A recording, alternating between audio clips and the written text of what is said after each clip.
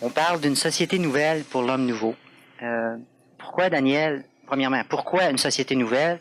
Et ce qui me viendrait aussi avec ça, c'est une société nouvelle, on pourrait-tu dire qu'elle doit être composée majoritairement d'hommes nouveaux? Bon, alors, première question, pourquoi une société nouvelle?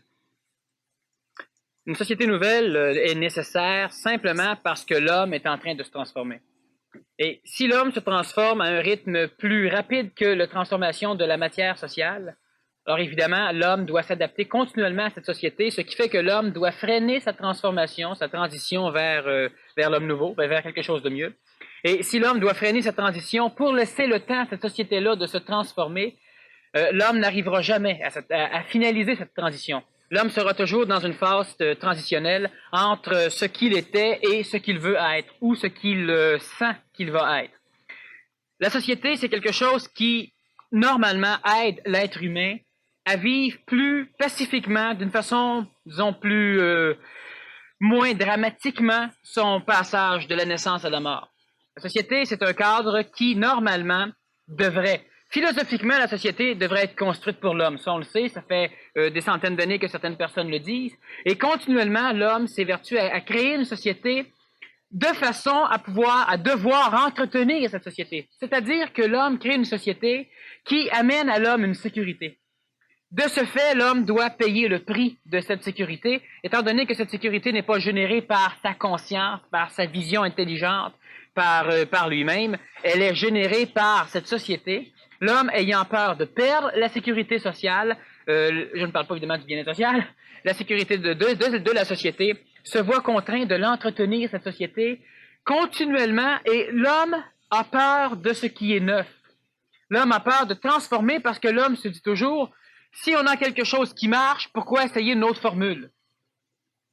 Alors, on a une société qui présentement nous sécurise. Alors, pourquoi penser même tout transformer de façon à risquer quelque chose de mieux? Parce qu'évidemment, tu risques de perdre dans la tête de l'homme. Maintenant, l'homme ne perd pas si facilement. Aujourd'hui, nos sociétés, on a eu des époques où on a eu des guerres mondiales, on a eu des pays qui ont été complètement balayés par la guerre et qui s'en sont remis plus fort qu'avant. Alors, est-ce que réellement l'homme perd dans une transformation radicale sociale? Pourquoi une nouvelle société? Simplement parce que de plus en plus, l'homme doit se déformer pour s'adapter au cadre social. Parce que la société, elle, ne peut pas se déformer pour s'adapter à l'homme. Alors, si on veut transformer la société pour qu'elle s'adapte à l'homme nouveau, donc à l'homme qui est en train de naître chez l'homme ancien, aux jeunes, par exemple, qui sont pour la majorité des êtres nouveaux et qui sont obligés de souffrir la drogue, la boisson ou différents mécanismes, pour cesser de réfléchir, parce qu'ils voient des choses d'une façon plus claire que la majorité sociale, mais ils n'ont pas l'intelligence pour pouvoir intégrer leur vision. Alors, pour cesser de réfléchir, pour cesser de se poser des questions, ils s'arrangent pour omnibuler complètement leur état mental, alors par disons, différents mécanismes que l'adulte ne comprend pas et qui sont très destructeurs pour, évidemment, la jeunesse. La société, elle doit être, disons, entre guillemets, détruite pour qu'une autre société naisse. Maintenant, quand je dis détruite, il faut faire attention. On peut transformer la société, c'est-à-dire qu'on peut l'obliger à muter, comme l'homme est en train de muter. Sauf qu'on ne peut pas laisser à la société le temps de s'adapter à l'homme nouveau, parce qu'elle va tuer l'homme nouveau. Elle ne s'adaptera pas. La société ne s'adapte pas. Lorsque la masse ou lorsque le pouvoir, la puissance humaine ou monétaire ou militaire dans une société prend le dessus, la société n'a pas le choix d'être transformée. Mais si ces choses ne prennent pas le dessus, la société écrase. Alors, on a eu différents mécanismes, différentes expressions de cette mutation nouvelle chez l'homme.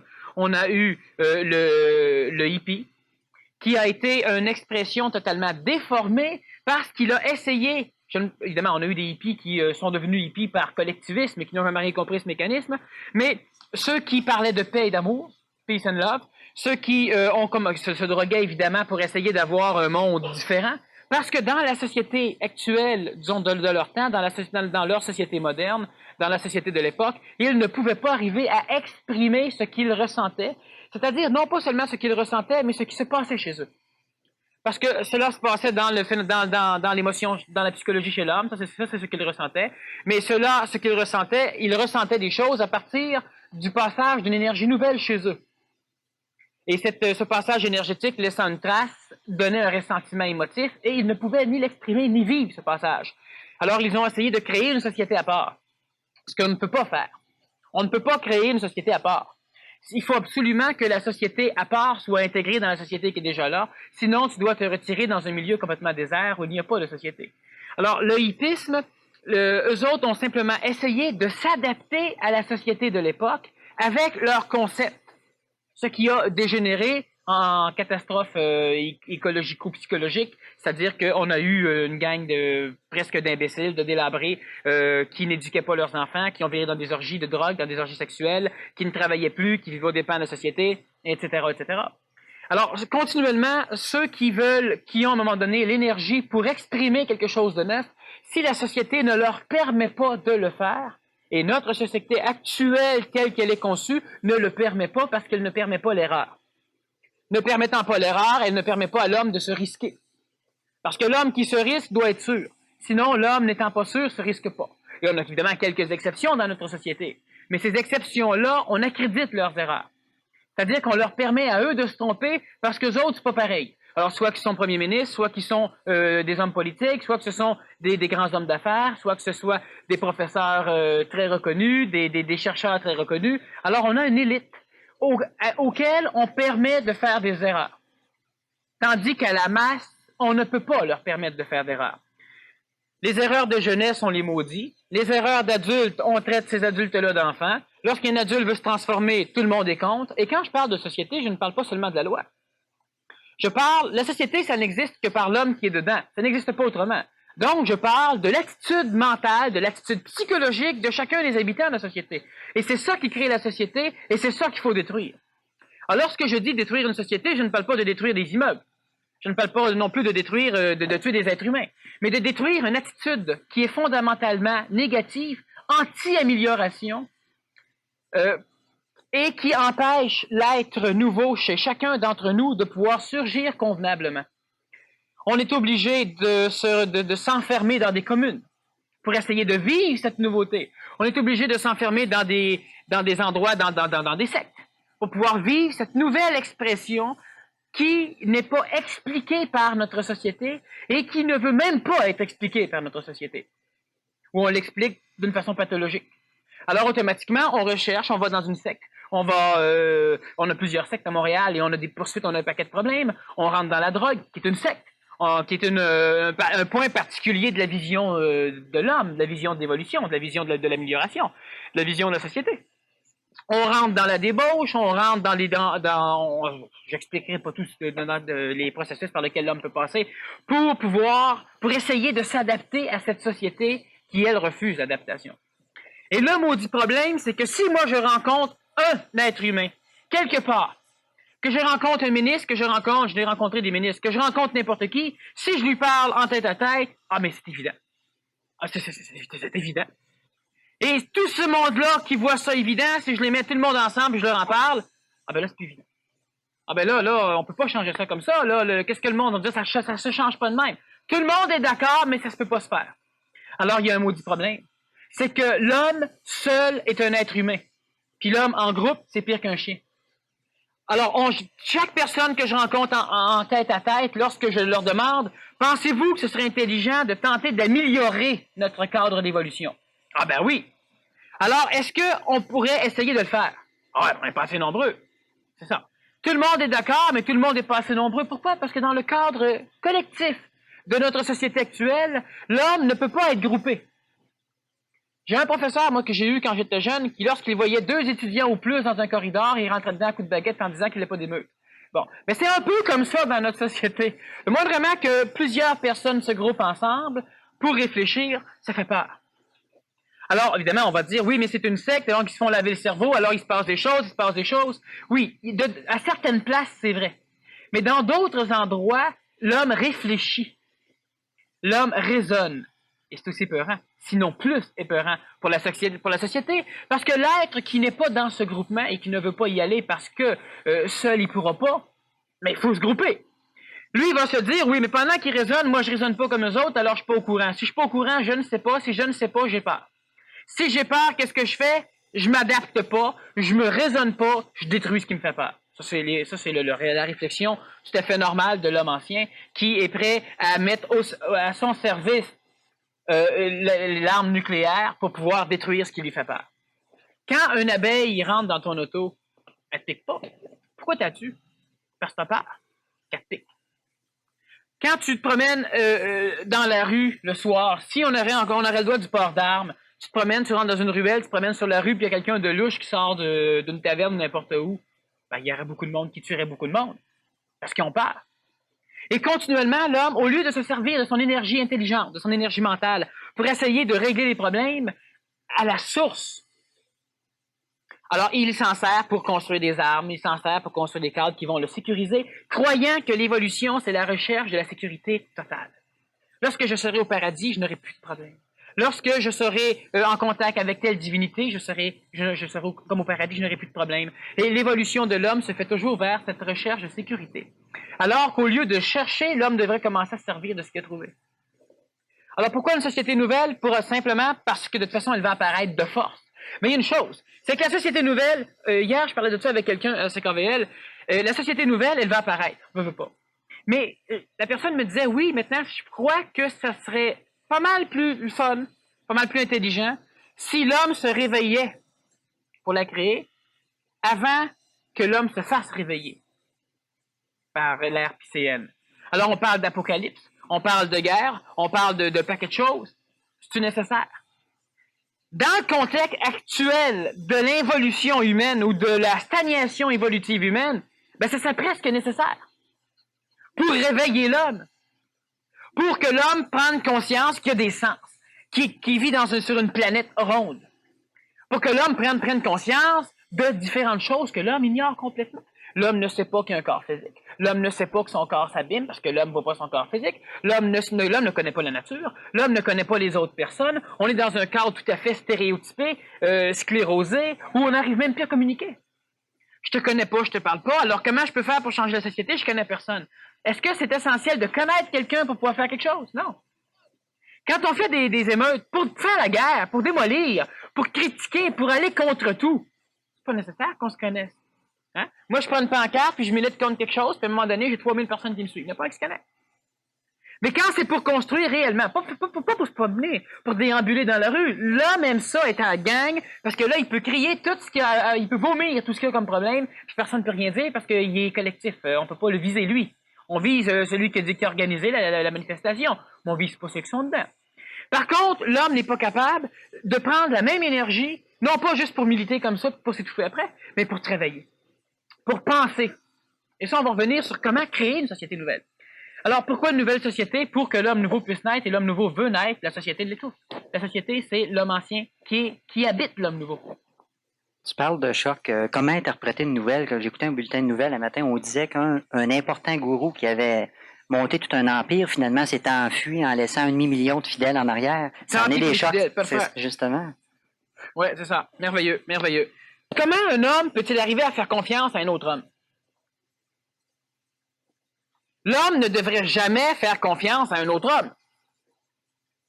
L'homme devrait savoir si ce que l'autre fait et si l'énergie de l'autre est une énergie qui est écologique et conséquentielle. Alors moi, je te fais pas confiance, je te connais.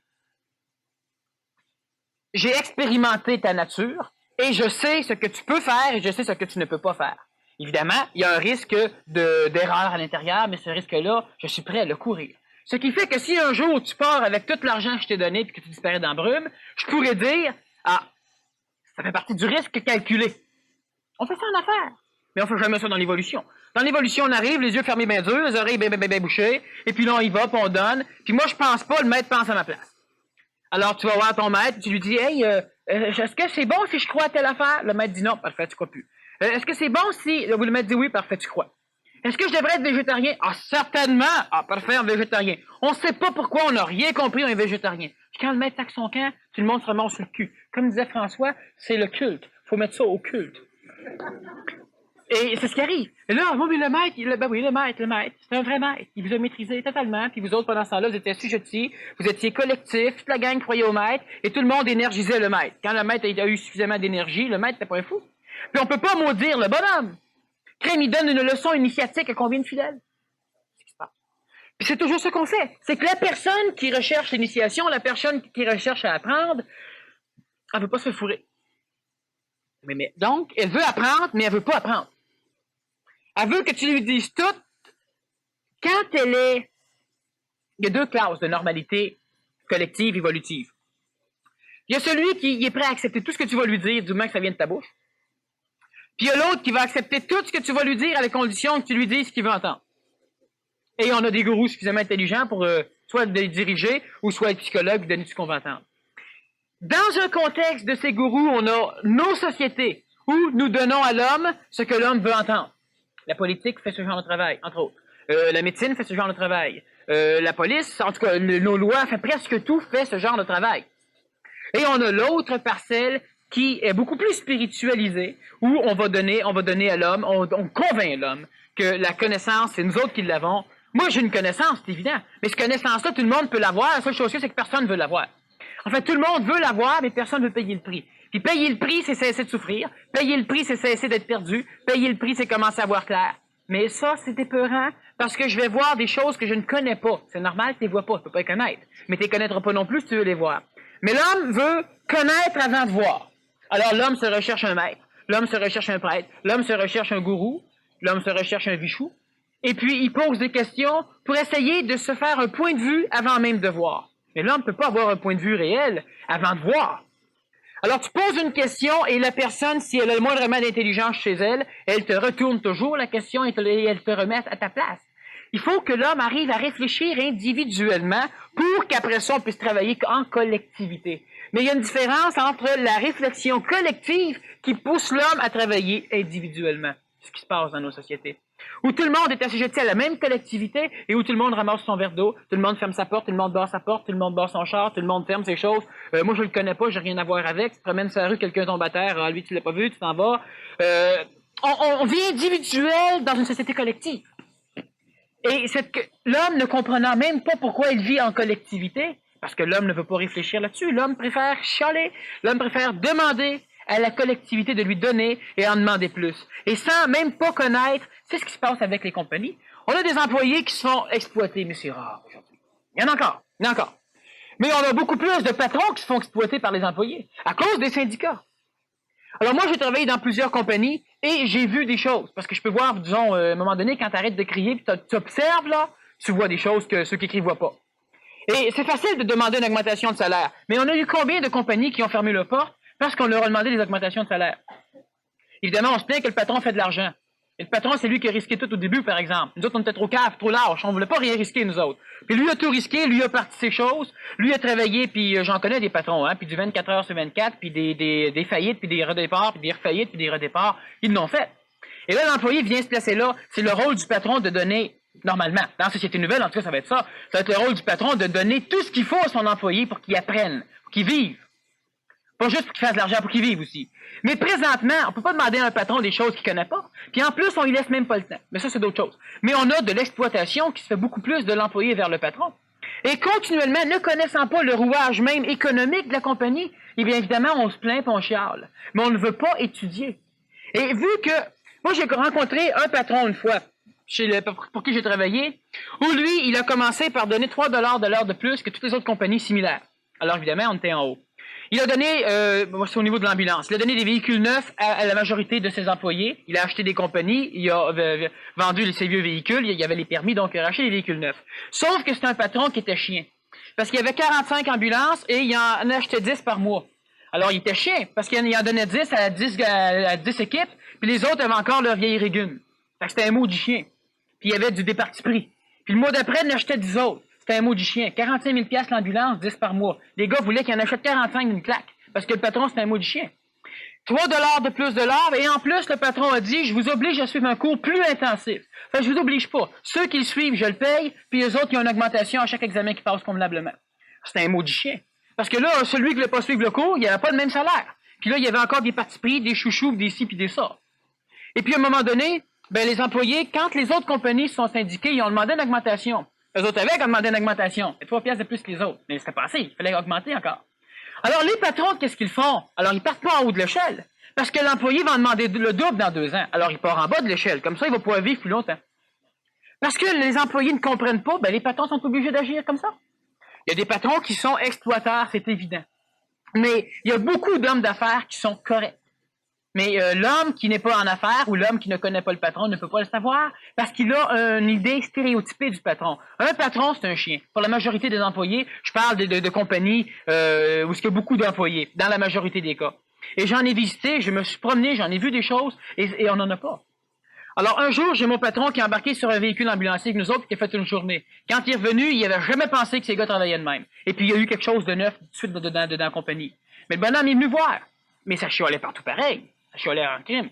T'sais? Alors continuellement, on a l'homme ancien ou l'homme en transition, l'homme transitif, ne prend pas l'énergie pour réfléchir, il la canalise dans le chiolage, dans la protestation. C'est pas bon, c'est pas bon, c'est pas bon. Parfait. Quelle solution amenez-vous? Ah là, sont 25 000 à amener 25 000 solutions différentes. Qu'est-ce que tu veux qu'un homme qui est à la tête fasse? Il peut pas satisfaire personne parce que le monde, on fait caucus pour protester. Mais ils n'ont jamais fait caucus pour régler. Et après ça, on protestera. Puis quand ils vont nous écouter, on va amener la solution. Ça, on le fait pas, ça. Ça, c'est un mécanisme pour amener une société nouvelle. C'est de commencer non pas par chialer. C'est nous autres qui créons les problèmes. Alors, chialer, ça règle pas le problème. Et c'est de se grouper, de commencer à réfléchir, de commencer à penser pour pouvoir envisager des solutions. Et après ça, c'est sûr qu'on ne peut pas écouter tout de suite, parce que l'homme ancien n'est pas habitué à se voir amener des solutions intelligentes. Certains passent par le pouvoir politique pour en arriver là, d'autres par d'autres mécanismes, mais il y a un moyen de base. Mais il ne faut pas qu'on mette nos énergies dans le chiolage. Mais tant qu'à être dans ce secteur-là, je vais te faire expliquer, ce serait quoi le travail dans une société nouvelle, justement, ça ressemblerait à quoi? Bon, alors là, je vais donc faire un bond en avant. On va définir un cadre intelligent de société. Et je vous demanderai de ne pas juger l'intelligence de ce que je vais définir comme société, donc l'intelligence de cette société, à partir du travail à faire pour y arriver. Ça serait un motif. Alors, je vous demande de voir si ça serait intelligent si on fonctionnerait comme ça. Je ne vous demande pas de voir si, ouais, mais ça se peut pas, ça arrivera jamais, ça. C'est pas intelligent. C'est pas ça le problème, on ne peut pas juger ça comme ça. Une chose n'est pas absurde parce qu'on ne peut pas l'atteindre. Si la chose est intelligente, elle reste intelligente, qu'on puisse l'atteindre ou non. C'est comme si je dirais qu'il faudrait que toute l'humanité soit en santé continuellement et qu'on éduque l'humanité à s'auto-tenir en santé. C'est-tu intelligent? Oui. Parfait. Maintenant, est-ce que c'est faisable? C'est une autre question. Mais on ne peut pas dire, ah ouais, mais c'est stupide de penser que l'humanité va être en santé, c'est pas faisable. C'est pas stupide. C'est deux questions différentes. On a un point intelligent, c'est comme ça qu'on devrait faire. Maintenant, est-ce qu'on peut le faire? Sachez bien que si on a déterminé intelligemment ce qu'on doit faire dans notre vie, puis après ça, on observe où ce qu'on en est, bien maintenant, on sait quoi faire pour y arriver. Sauf que présentement, l'homme chemine, puis souvent qu'autrement, il ne sait même pas ce qu'il va. Alors, c'est drôlement intelligent de commencer à déterminer des paramètres, des buts. Alors donc, on fait un bond en avant, le travail. Prenons une société comme, disons, le Québec. Si on est capable au Québec ou au Canada de savoir, de connaître ce que l'homme matériellement a besoin. On sait ce que l'homme consomme. On a en masse de statistiques, on a des compagnies qui vendent, on voit comment ça fonctionne. Alors je sais, par exemple, on a de l'informatique, on a tout ce qu'il faut pour nous aider à travailler, il n'y a vraiment pas de lacune là-dedans. Je sais que l'homme consomme tant de pantalons, tant de nourriture, tant de véhicules automobiles, tant d'essence, tant de jouets, tant de pellicules cinématographiques, tant de balles de baseball, tant de balles de tennis. Je sais ce que l'homme consomme. Par contre, je sais ce que l'homme consomme, mais je sais aussi qu'une grande partie ne peuvent pas en consommer. Donc, je vais m'arranger pour, dans un cadre éducatif, pouvoir donner la possibilité à ceux qui ne pratiquent pas ou à ceux qui ne font pas ou à ceux qui n'ont pas la possibilité de le faire, d'envisager la possibilité qu'ils puissent le faire. Alors, à un moment donné, je vais arriver à déterminer un paramètre qui, dans les débuts, va être très, très, très arrondi. Évidemment, on va l'ajuster par la suite. De nécessité matérielle dans la société. Connaissant cette nécessité matérielle, donc la nourriture, le vêtement, l'habitation, le sport, le divertissement et l'éducation, la médecine, donc la santé. Connaissant tout ce qu'il faut, cette base matérielle que la société a besoin, je peux donc en déduire le nombre d'heures de travail nécessaires pour arriver à fournir tout ça. Je peux me mettre un peu plus pour la sécurité, mais je peux déterminer donc un nombre d'heures à faire. Déterminant ce nombre d'heures à faire, je peux déterminer par la suite combien j'ai d'êtres qui peuvent travailler. Déterminant combien j'ai d'êtres qui peuvent travailler, je peux donc prendre ce nombre d'heures, et selon les spécialités de chacun, selon les vouloirs de chacun, l'éducation de chacun, je divise ce temps nécessaire pour créer la matière nécessaire à tout le monde dans le nombre de personnes. Évidemment, on va terminer cette division avec un nombre d'heures par semaine très réduit. Par contre, tout le monde va travailler. Mais tout le monde va travailler moins. Mais si ce travail en nombre d'heures qui est diminué pour chaque personne fournit toute la matière que toute la société a besoin, je travaille moins, mais j'ai le même salaire. C'est-à-dire que tout le monde a fourni ce qu'il fallait, donc il manque de rien. Et tout le monde a travaillé, tout le monde a le droit d'aller le chercher. Alors moi, si je gagne, par exemple, 700 $ par semaine, si je travaille une semaine de 20 heures, je gagne toujours 700 $ par semaine. Là, évidemment, on parle de questions monétaires. Après ça, on verra qu'on peut aussi travailler différemment avec la monnaie, si on a des problèmes d'échange, etc. Mais on parle de société nouvelle, on parle de société industrialisée. Alors, ce qui fait que les autres sociétés doivent embarquer aussi à un moment donné. On fait un bond en avant, évidemment. Alors, ce qui fait qu'à un moment donné, je travaille 20 heures par semaine et le reste du temps, je fais d'autres choses. D'autres choses que l'homme ancien ne fait pas et que l'homme nouveau va faire. S'entretenir. On parle donc de sport. On parle de travail mental. On parle de jeu. Et s'éduquer.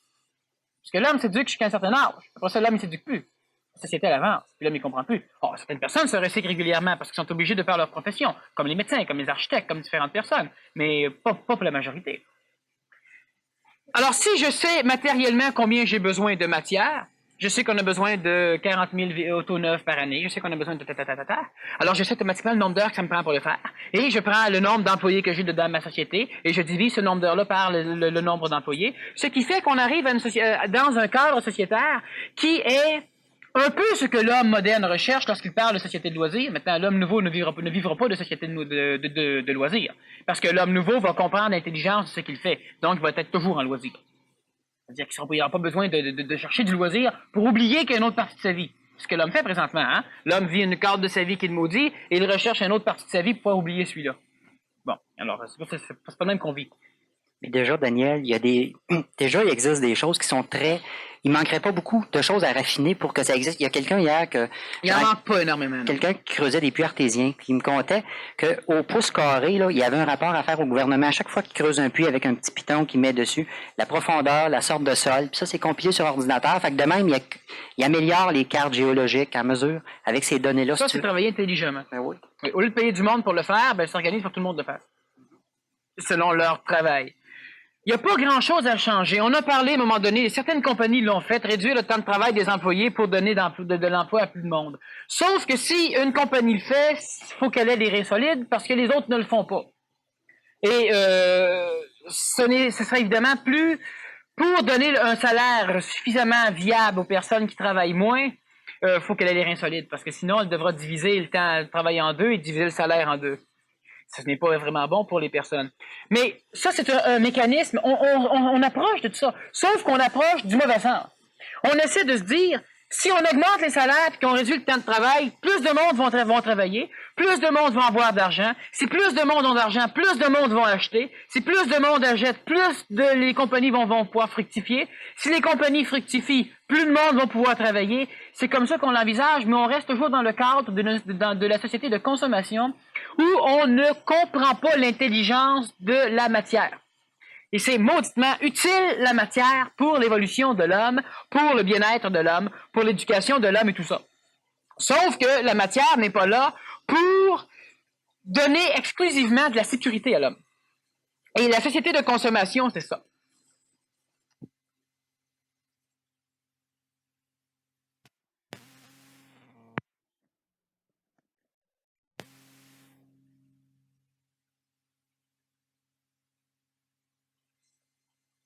Si vous ne pourrez plus vous en passer, bien achetez-le pas, torieux, vous allez devenir esclave. On a une société qui présentement envisage le même mécanisme que je viens d'élaborer, sauf qu'elle ne l'envisage pas convenablement. Et la société nouvelle, elle va donc permettre à tous ceux qui peuvent travailler, parce que, comme j'ai déjà dit, on a des mécaniciens qui maudissent leur job, ils auraient préféré être horticulteurs. Et on a des horticulteurs qui maudissent leur job, ils auraient préféré être boulangers, puis on a des boulangers qui maudissent leur travail, ils auraient préféré être mécaniciens. Bon. Alors, ce qui fait qu'à un moment donné, tout le monde peut s'en placer un peu. Mais le gros handicap du travail présentement, c'est qu'on travaille sans comprendre l'intelligence de l'argent. On veut avoir plus en donnant moins, ce qui n'est pas intelligent. Karmiquement, ce n'est pas ajusté. Il y a un échange d'énergie qui se doit faire intelligemment. Et on ne se sert jamais de sa foutue argent d'une façon constructive. On garde l'argent pour la sécurité. On peut en prendre un peu pour la sécurité. Disons. On peut en prendre un peu pour s'amuser. C'est extrêmement utile et important. Il y en a qui le font pas. On peut en prendre un peu pour s'instruire. On doit. Et ça, la majorité le font plus. Et on doit en prendre pour s'entretenir. Encore là, la majorité le font pas. Ah, ils payent le médecin. OK. Mais c'est pas ça que je veux dire, sans s'entretenir, là. Manger convenablement, avoir un sport convenable, avoir des distractions intelligentes. J'ai déjà parlé du jeûne psychologique qui était des vacances. Pas beaucoup de monde qui se paye des vacances, qui se paye le luxe. Parce que, on n'a pas assez d'argent. Tu mets pas beaucoup par jour de côté ou par semaine de côté, puis à la fin de l'année, tu te payes peut-être qu'une semaine, mais c'est quelque chose que tu n'as jamais vécu. C'est un jeûne psychologique où tu changes complètement de cadre. On a tout matériellement pour en arriver là. Le seul problème, et on a presque tous les êtres humains d'accord, le seul problème, c'est que tous les êtres humains ne veulent pas le faire. Même s'ils sont d'accord pour le faire. Et continuellement, regardez ceux qui ont voulu jeûner, ceux qui ont voulu cesser de fumer, ceux qui ont voulu... regardez tout ce que vous avez voulu faire souvent. Si on regarde simplement au premier de l'an, le nombre de décisions qu'on prend, on veut. Mais on a besoin d'être énergisé par la collectivité pour arriver à embarquer, à être dynamisé. Et il faudra que si on a besoin d'être dynamisé, il faudra qu'on s'autodynamise suffisamment seul pour arriver au moins à se déplacer vers un endroit où il y a du monde qui veulent faire quelque chose. Alors, au niveau du travail, ça pourrait ressembler à ça. À ça, on pourrait peut-être toucher un autre aspect. On va-tu voir l'éducation, ce serait quoi dans une société nouvelle? Bon, l'éducation, dans une société nouvelle, elle va être faite, premièrement, non pas pour instruire l'enfant ou l'adulte de façon à ce qu'il travaille pour une société, sans même comprendre ce qu'est la société. Et c'est notre problème. La majorité des personnes ne savent même plus qu'est-ce que c'est une élection, qu'est-ce que c'est une société, comment ça fonctionne. On trouve tout ça trop compliqué, mais c'est comme une langue. Mais si tu veux apprendre l'allemand à 30 ans, bien évidemment, c'est compliqué. Ça s'apprend quand même. Mais au nom du compliquage, on ne veut pas l'apprendre. On préfère attendre. D'autres le font. Alors, l'éducation, premièrement, va pallier. Dans la société nouvelle, tu n'auras presque pas de loi. Parce que, exactement comme la politesse, il n'y aura pas d'homme poli dans la société nouvelle, parce que l'homme va savoir vivre. Mais pas parce qu'on va avoir éduqué l'homme à savoir vivre. Parce que l'homme va comprendre l'intelligence d'un rapport équilibré et harmonieux dans une relation. Alors, on n'a pas besoin, lorsque tu comprends ça, tu n'as pas besoin d'apprendre à vivre. L'éducation va donc laisser tomber un paquet de mécanismes la grande partie de notre éducation, c'est un travail de lavage de cerveau, c'est le cas de le dire, mais style iltérien. Pas le lavage de cerveau, des cerveaux sales. Alors, on prend un enfant et on commence à le dénaturer, puis on le dénature, puis on le dénature, puis on lui montre à vivre, on lui montre comment manger, on lui dit quand il faut qu'il pète, parce qu'il ne faut pas qu'il pète en public, on lui dit quand est-ce qu'il faut qu'il se mouche, on lui explique un paquet de choses, puis on y va. Tout ce que nous autres, on n'aime pas, on commence par y ôter tout de suite. Bon. Après ça, il y a des choses qui sont caca, il y a des choses qui sont pas bonnes, il y a des choses qui sont mauvais, puis là, on y va. Là, après ça, on commence à lui inculquer d'autres mécanismes ou plus tard. Là, tu as toute ta jeunesse, mais oublie ça. C'est la jeunesse, c'est pas important, c'est la jeunesse. T'es là pour te remplir la tête pour plus tard. Puis quand tu arrives à plus tard, ben là, tu fais quoi plus tard? Ben, c'est toujours plus tard. Alors, on te montre la géographie, mais tu voyageras jamais. On te fait même pas comprendre ce que c'est. On y va avec un paquet de mécanismes qui te préparent pour ton avenir. C'est ça le problème. C'est que l'homme, au lieu de vivre, veut vivre. Alors, c'est la même chose, ça se reflète dans l'éducation de nos enfants, où, par exemple, on les amuse, on les force à jouer, ou on leur montre du sport, en les entraînant à s'amuser. Et lorsque l'enfant perd le goût de s'amuser, vu qu'on lui a jamais montré que le sport était de l'intelligence, ça entretenait sa santé physique, ça, on le montre pas, ça. Le sport, il s'amuse. Quand il n'a plus le goût de s'amuser, ben, il arrête de faire du sport. Là, il devient un adulte normal, qui fait plus de sport, qui s'amuse plus parce qu'il n'aime plus jouer. Alors, quand on a ce genre d'éducation, évidemment, on passe par une phase qui a l'air relativement belle, même si on a des belles écoles, des parcs écoles, des choses comme ça. Matériellement, on peut tout faire. Mais on ne comprend pas. C'est normal, le professeur lui-même n'aime pas faire du sport. Le professeur lui-même a été stéréotypé, encarcanisé par son éducation. Et au nom de ça, mais ça fait 30 ans que je suis comme ça, je ne sais pas comment ça a changé. Ben non, c'est ça. Ça fait 2000 ans que la société est comme ça, on n'est pas pour commencer à la changer. Une maudite belle raison. Elle va changer quand même, sauf que l'homme a toujours un paquet d'excuses, de raisons qu'il donne qui sont fausses. Parce qu'au lieu de mettre de l'énergie dedans, cette transformation, c'est sûr que tu payes pour. Les personnes qui font un jeûne, à un moment donné, on souffre, travaillent, mettent de l'énergie, puis après ça, ils sont bien en maudit. Et il y a juste la personne obèse qui arrive à jeûner qui le sait. Notre société, elle est obèse. Elle est malade. Alors, éliminons ce qui n'est pas bon à l'intérieur, et après ça, on va le savoir. Mais pendant ce temps-là, évidemment, il faut cesser de dormir. Il faut commencer à travailler. C'est sûr que c'est compliqué. Alors, l'éducation va être faite de façon à donner à l'adulte et à l'enfant, parce que c'est important. Dans une société nouvelle, l'adulte va continuer à s'instruire. C'est-à-dire que l'adulte va garder le goût d'apprendre et de s'améliorer, ce qu'on perd régulièrement aujourd'hui. Alors, dans une société nouvelle, on va éduquer le jeune, non pas pour qu'il fasse des choses parce que c'est bien qu'il le fasse, pour qu'il comprenne l'intelligence de faire ou de ne pas faire, et lui décidera après. Et les jeunes sont très intelligents. Mais l'adulte a peur de leur intelligence et il les déforme. Combien d'adultes ont des problèmes à cause des questions que les enfants posent? Puis je parle pas juste de la sexualité, c'est l'idée qui vient souvent à la tête, parce que l'homme, il est pogné là-dedans, c'est pas possible, mais dans bien d'autres choses aussi. Et le parent, au lieu d'essayer de s'instruire au rythme de l'enfant pour pouvoir l'aider, s'en remet à l'éducateur, s'en remet à mon oncle, à ma tante, ou à son grand frère, ou l'éducation, on la remet tout le temps d'autres. Tout le temps. Les parents, la société, l'école, les éducateurs n'éduquent pas. On élève. Puis on charrie d'un bord puis de l'autre. Mais on élève. On ne peut pas travailler convenablement.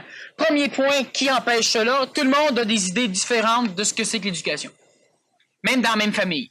Pourquoi? Parce que personne n'a jamais pensé si c'est intelligent d'éduquer ou non. On n'y a pas pensé. Il y a des raisons intelligentes. C'est sûr qu'une personne va dire « Oh oui, mais crime, s'il apprend pas à lire, c'est correct. » Mais tu n'as pas plus pensé. Là, tu répètes des choses. Alors, si à un moment donné, les adultes s'assoient à une table puis commencent à se demander de quelle façon on devrait éduquer. Mais pas juste en parler dans un salon. Amener des solutions.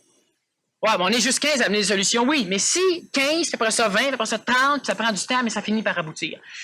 Et moi, je fais un travail qui est de plus en plus public. Alors, il y a de plus en plus de monde qui commence à se poser des questions. Puis je suis pas le seul à faire ce travail-là. Il y a beaucoup de monde qui le font. Alors, ce qui fait que ça s'en vient de plus en plus. L'homme commence à réfléchir, puis l'homme commence à vouloir solutionner. Mais il a peur de sa solution. Il a peur de se tromper.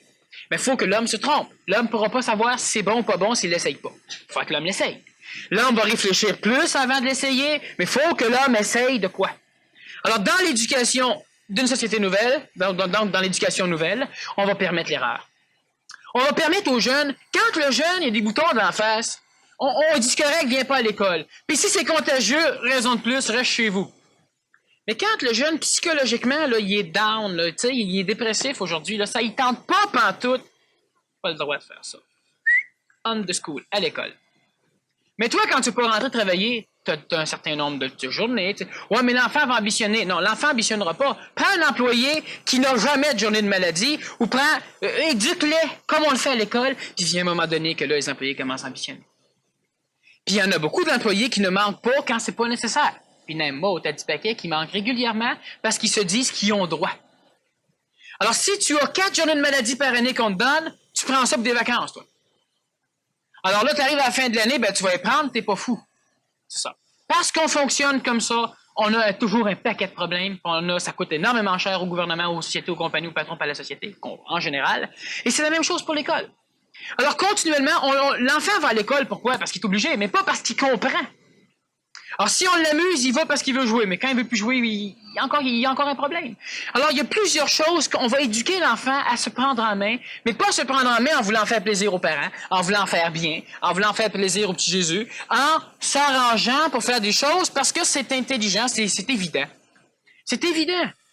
Alors, il y a beaucoup de choses qui vont tomber, il y a beaucoup de miroirs qui vont tomber, il y a beaucoup de murs qui vont s'effondrer, qui vont être démolis pour libérer l'homme. Et cette libération de l'homme, elle doit commencer. J'ai des professeurs, moi, qui font le cours PMC. Et, veut pas, ils commencent à transformer un peu les élèves. Pas trop, mais ils ont été suffisamment intelligents pour commencer à transformer les autres profs à la place. Parce que quand tout le monde va être d'accord, là, on peut commencer à travailler avec les jeunes. Mais quand je parle de transformer les jeunes, je ne parle pas commencer à les sectariser. Mais quand le jeune arrive 5 minutes en retard, puis il a le pouce dans la bouche, puis il se mord les doigts, ben tu t'en vas donner une claque sur l'épaule, voyons donc, c'est pas grave que tu arrives en retard, ça. Dis, voilà, assis-toi là, puis risant un peu.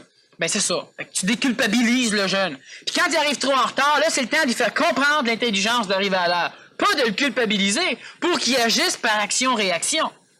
L'homme nouveau agit par action-création, puis l'homme ancien agit d'action-réaction. Puis ça, c'est un mécanisme qui, évidemment, va être perçu de plus en plus par l'homme transitif, l'homme qui s'en va vers l'homme nouveau. Action-création. Il se passe quelque chose, fait quelque chose avec ça. L'homme ancien, il se passe quelque chose, il est stéréotypé, il est programmé, puis il agit en fonction de ça. Alors, l'éducation va être complètement changée. On va éduquer. La première chose qu'on fait quand un enfant rentre à l'école, lui expliquer l'intelligence de vivre en société. C'est ça qu'on fait. On les envoie à la maternelle pour qu'ils s'habituent à vivre avec les autres. Oui, pour qu'ils s'habituent. Pas pour qu'ils comprennent. Ils sont trop jeunes, ils sont pas trop jeunes pour des choses de base. Puis rendus à 7-8 ans, ben là, ils vont pouvoir comprendre. Mais on les habitue. Tu sais, quand un animal vient te voir et a peur de toi, qu'est-ce que tu fais? Tu l'apprivoises. On apprivoise nos jeunes. C'est pas ça qu'il faut faire comme éducation. Alors, la première chose, c'est pas leur montrer où est l'Afrique, puis qui est le premier ministre du Canada, puis à quoi ressemble le drapeau américain, c'est de leur montrer à réfléchir de par eux-mêmes. Alors, il faut tout revoir l'éducation au complet. Évidemment, ça va se faire. On a eu une époque où les femmes n'allaient pas à l'école longtemps. On a eu une époque où il y avait plusieurs phénomènes au niveau de la sexualité qui étaient carrément fermés. Et comme à un moment donné, une personne qui a trouvé dans une vieille malle une espèce de robe de chambre de sa grand-mère. Il y avait un petit trou dedans. Puis ça, c'était fréquent, c'est comme ça qu'on procréait. Hein? Puis évidemment, les parents ne savaient pas ce qu'ils faisaient, ils faisaient ça dans le noir. Fait qu'ils n'ont jamais vu ce qu'ils faisaient. Fait qu'il y avait des résultats. Les enfants ne savaient pas tout ce qu'il y avait de mieux. Alors, non, ils ne voyaient pas ce qu'ils faisaient. Alors, ce qui fait que l'éducation, on a eu des mécanismes comme ça et qui ont été changés. Mais comment? Lorsque la femme a commencé à vouloir dire, bon, mais moi, j'aimerais ça aller travailler, j'aimerais ça pouvoir étudier, j'aimerais ça pouvoir chauffer un auto, j'aimerais ça pouvoir faire de l'équitation, j'aimerais ça pouvoir chauffer un bulldozer, j'aimerais ça faire de quoi? Mais ça a pris combien d'années avant que ça sorte? Ça n'a pas commencé du jour au lendemain, ça. Parce que pendant longtemps, la femme disait, ouais, mais on peut pas faire ça. Moi, je suis seule à penser ça. On est 15, on est 500. Puis l'homme veut pas. Le pouvoir, c'est l'homme qui l'a. Fait qu'on peut pas. Puis aujourd'hui, c'est mot-à-ditement changé. Puis plus ça va, plus on peut changer vite. Mais il ne faut pas laisser le temps à la société de se reposer des changements. Parce que là, il faut qu'on ça va être là en crime avant qu'on commence à changer de quoi. Là, c'est encore en transformation. La femme qui cesse de vouloir être l'égale de l'homme, parce que la femme ne sera jamais l'égale de l'homme. Ça, c'est évident. Il n'y a pas une Christ femme intelligente qui pense qu'elle va être l'égale de l'homme. La femme doit être l'égale de la femme, l'homme va être l'égal de l'homme, puis c'est normal. Mais la femme qui veut être comme l'homme, évidemment, elle est encore en train de militer, puis elle ne sait pas que c'est fini. Il faut que la femme soit l'égale de la femme, il faut qu'elle soit elle-même, au même titre que l'homme. Puis l'homme qui veut être supérieur à la femme, il n'a rien compris lui non plus, de toute façon. Il n'y a aucun problème. Tu ne peux pas être supérieur des différents. Alors, deux choses différentes ne peuvent pas être supérieures l'une envers l'autre, parce qu'il faut les mettre dans le même contexte identique. Alors là, je peux te dire qu'entre tel auto et tel auto, il y a une différence, puis il y en a un qui est supérieur à l'autre. Mais entre un auto et un bulldozer, lequel qui est supérieur? Et pour aller vite, c'est l'auto, puis pour défoncer, c'est le bulldozer. Mais lequel qui est supérieur? Ça dépend du contexte. C'est la même chose pour l'homme, pour la femme. La femme, elle doit être ce qu'elle doit être, l'homme doit être ce qu'il doit être. D'ailleurs, les prochaines semaines, on va justement parler de la psychologie de l'homme nouveau, la psychologie de la femme nouvelle, puis la psychologie de l'enfant nouveau. Parce qu'il y a la majorité de l'homme transitif, donc de la majorité d'entre les personnes qui sont dans la salle ou qui même au Québec, on a un grand pourcentage de personnes qui sont transitifs et qui se cherchent d'un bord puis de l'autre. Donc, l'éducation va être faite en fonction d'amener l'individu à réfléchir de par lui-même selon des critères qui ne sont pas émotifs, qui ne sont pas inculqués, selon sa propre énergie, selon les critères d'intelligence. Il y a bien des choses qui font du sens, que c'est évident. Il faut fonctionner comme ça. Tu prends pas une bouteille de coke, tu la caches à ton enfant, puis tu jamais tu lui montres du coke, parce que le coke, c'est pas bon pour la santé. Tu lui expliques comment ça marche, tu lui expliques les mécanismes qui font que c'est bon pour la santé, tu lui expliques un paquet de choses, selon l'âge qu'il a, évidemment, puis tu peux attendre qu'il ait 8, 9, 10, 11, 12 ans, puis en attendant, tu le prépares de toute façon à faire ça, et à un moment donné, tu laisses choisir. On veut pas laisser choisir, on peur. On peur qu'ils prennent le coke, on peur qu'ils se droguent. Ça boit du coke, ça se drogue, puis ça fume pareil. Quand c'est pas devant toi, c'est en cachette. Parce qu'ils n'ont jamais compris, tout ce qu'ils ont compris, c'est que tout ce qui était bon, on leur interdisait. Ça, ils ont compris ça. Le jeune, il sait pas ce qu'il veut, mais il sait ce qu'il veut plus. Mais il n'y a pas l'éducation pour savoir ce qu'il veut. Alors, l'éducation, on s'est arrangé pour que l'enfant puisse lui-même décider. Si un enfant s'en va du mauvais côté, il aurait quand même été du mauvais côté. Et présentement, on a la majorité de l'humanité sociale qui a de gros problèmes parce qu'ils ne savent même pas où ils s'en vont, puis tout le monde a son point de vue à dire, tous des points de vue émotifs. Alors, l'éducation de prime abord va permettre à l'individu de devenir intelligent. Une dimension, une dimension qu'on touche peut-être pas souvent, c'est l'esthétique puis la beauté. Quelle place ça va avoir dans une société nouvelle, si on parle de l'architecture des villes, etc.? Bon. Or, quelle serait l'esthétique d'une société nouvelle? Alors, on a... premièrement, c'est évident que toutes les choses archaïques vont être démolies.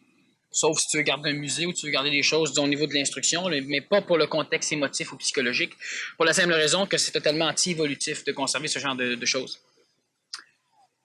L'esthétique va être en fonction. Premièrement, la société va être construite, c'est-à-dire qu'évidemment, on ne démolira pas ce qu'on a ici, sauf qu'on va améliorer lentement. Comme par exemple, tous les fils électriques que tu vois dans les airs, à un moment donné, ils vont descendre dans le sous-sol.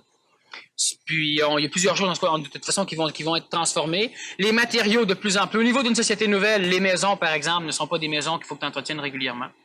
Parce que la société de consommation, évidemment, construit des choses qui cassent pour que tu puisses consommer, pour réparer, pour entretenir, créer de l'emploi, ce genre de choses-là. Mais l'homme va créer du temps libre. L'homme nouveau va créer du temps libre. Il ne créera pas du temps plein, de l'emploi, continuellement. Parce que lorsque tu as tout, tu n'as pas besoin de travailler plus au cas qu'il te manquerait le tout si la société est capable d'être suffisamment intelligente et conçue pour te donner ce que tu as besoin. Évidemment, il faut que tu travailles pour la société, ça va de soi, c'est un échange d'énergie. Hein? C'est pas en restant assis sur ton derrière que tu vas avoir ce qu'il faut. Bon. L'esthétique va être, premièrement, écologique, c'est-à-dire qu'on va lentement, d'ailleurs c'est commencé déjà présentement, hein, c'est pas une prophétie que je fais, c'est une prophétie en retard, c'est déjà commencé, où on va essayer, évidemment, là il y a la mode, disons, des condos qui passe un peu, mais là, de toute façon, à un moment donné, ça va disparaître, ce genre de mode. Et l'homme va commencer à construire des espaces plus grandioses. Si on regarde le Palais des Congrès ou si on regarde nos nouvelles constructions, les nouvelles structures qu'on a à Montréal, ce sont des structures qui laissent beaucoup d'espace psychologique à l'homme. Et l'homme nouveau a besoin d'espace psychologique. L'homme ancien a besoin d'espace clos. Il a besoin d'avoir des petites pièces, des petits corridors, parce qu'il sent en sécurité là-dedans. Si on regarde nos vieilles maisons, alors tout était tout petit. On a même des vieux lits où on avait un toit par-dessus le lit, avec des côtés et des rideaux. Fait que l'homme ancien a peur des grands espaces. Et l'homme nouveau a besoin d'espace psychologique, a besoin de grandeur, de hauteur. Alors évidemment, les lieux publics vont être faits de plus en plus vers ce genre d'esthétique. C'est une esthétique, parce que l'esthétique, c'est extraordinairement important pour l'homme. L'esthétique, premièrement, la forme émet des ondes qui vont dynamiser ou calmer l'homme, ou encore qui vont déprimer l'homme. Elle permet différentes créations chez l'homme. Lorsque tu as un espace plus vaste chez toi, tu relaxes mieux, tu penses mieux, tu es mieux. Si tu es dans un endroit totalement petit, c'est que tu as une psychologie, tu souffres, disons, d'aérophobie, les grands espaces, et c'est tout à fait typique à la psychologie de l'homme du poisson, de l'homme ancien. Esthétiquement, les rues, évidemment, je ne peux pas tout décrire comme ça dépend de chaque goût des personnes. La seule chose qu'il y a, le critère de base va être l'écologie. L'écologie qui prend en considération et la nature et l'homme, ce qui est une écologie qui n'est pas tout à fait connue aujourd'hui encore. Parce que l'écologie d'aujourd'hui bannit l'homme par la nature ou c'est l'urbanisme. C'est une forme d'écologie où on bannit un peu la nature et on ne travaille que pour l'homme. L'écologie nouvelle, l'écologie, c'est la compréhension des conséquences. C'est ça l'écologisme. Alors, dans le plan de l'homme, comme dans le plan de la matière, l'homme, c'est un animal. Son corps physique, en tout cas, est animal. Alors, ce qui fait que l'homme vit dans un cadre et l'homme doit être inclus dans l'écologie. Alors, ce qui fait qu'on n'aura plus tout un paquet de mécanismes sociaux, civils comme on a présentement. C'est sûr qu'on a des rues, on va avoir encore des rues, il y a beaucoup de choses qui vont rester, mais il y a beaucoup de choses qui vont changer. Et je ne veux pas trop m'attarder sur l'urbanisme pour l'instant. Au niveau du projet OFSA, par exemple, qui est un projet d'avant-garde pour tenter de mettre en pratique des solutions sociales urbanistes. Alors évidemment, il y a des choses, on reconstruit un village dans un cadre différent, un village évidemment hyper moderne, dans le sens de l'homme nouveau.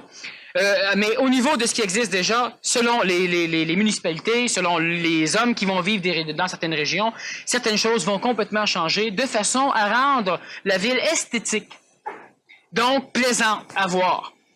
Plaisante à vivre pour l'homme nouveau. Alors, je peux pas arriver de commencer à te donner des critères particuliers. C'est pas moi qui va déterminer comment les villes vont être construites. C'est l'homme qui va vivre dedans. Mais l'esthétique va être importante. Et quand je parle d'esthétique, je veux pas simplement dire le propriétaire, quand il achète sa maison, il regarde, mes briques blanches, maudit qui sont belles.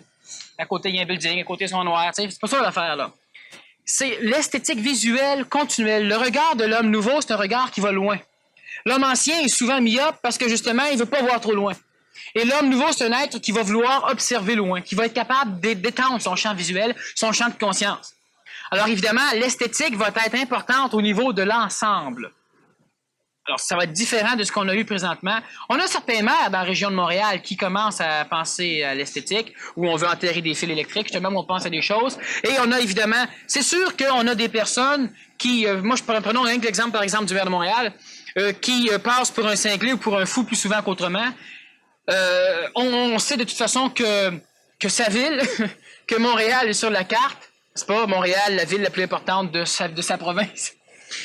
C'est sur la carte, mais c'est un bonhomme qui réussit à adapter continuellement une énergie nouvelle à travers un public ancien. Alors, il faut le faire. Alors, tu as des choses, et au niveau esthétique, c'est pensé. Il y a des erreurs, mais c'est normal qu'il y ait des erreurs. C'est pas grave, les erreurs. On n'en meurt pas des erreurs. On a un stade olympique, puis on n'en meurt pas. Bon, moi, t'as dit plus de sport au Québec, par exemple, depuis ce temps-là.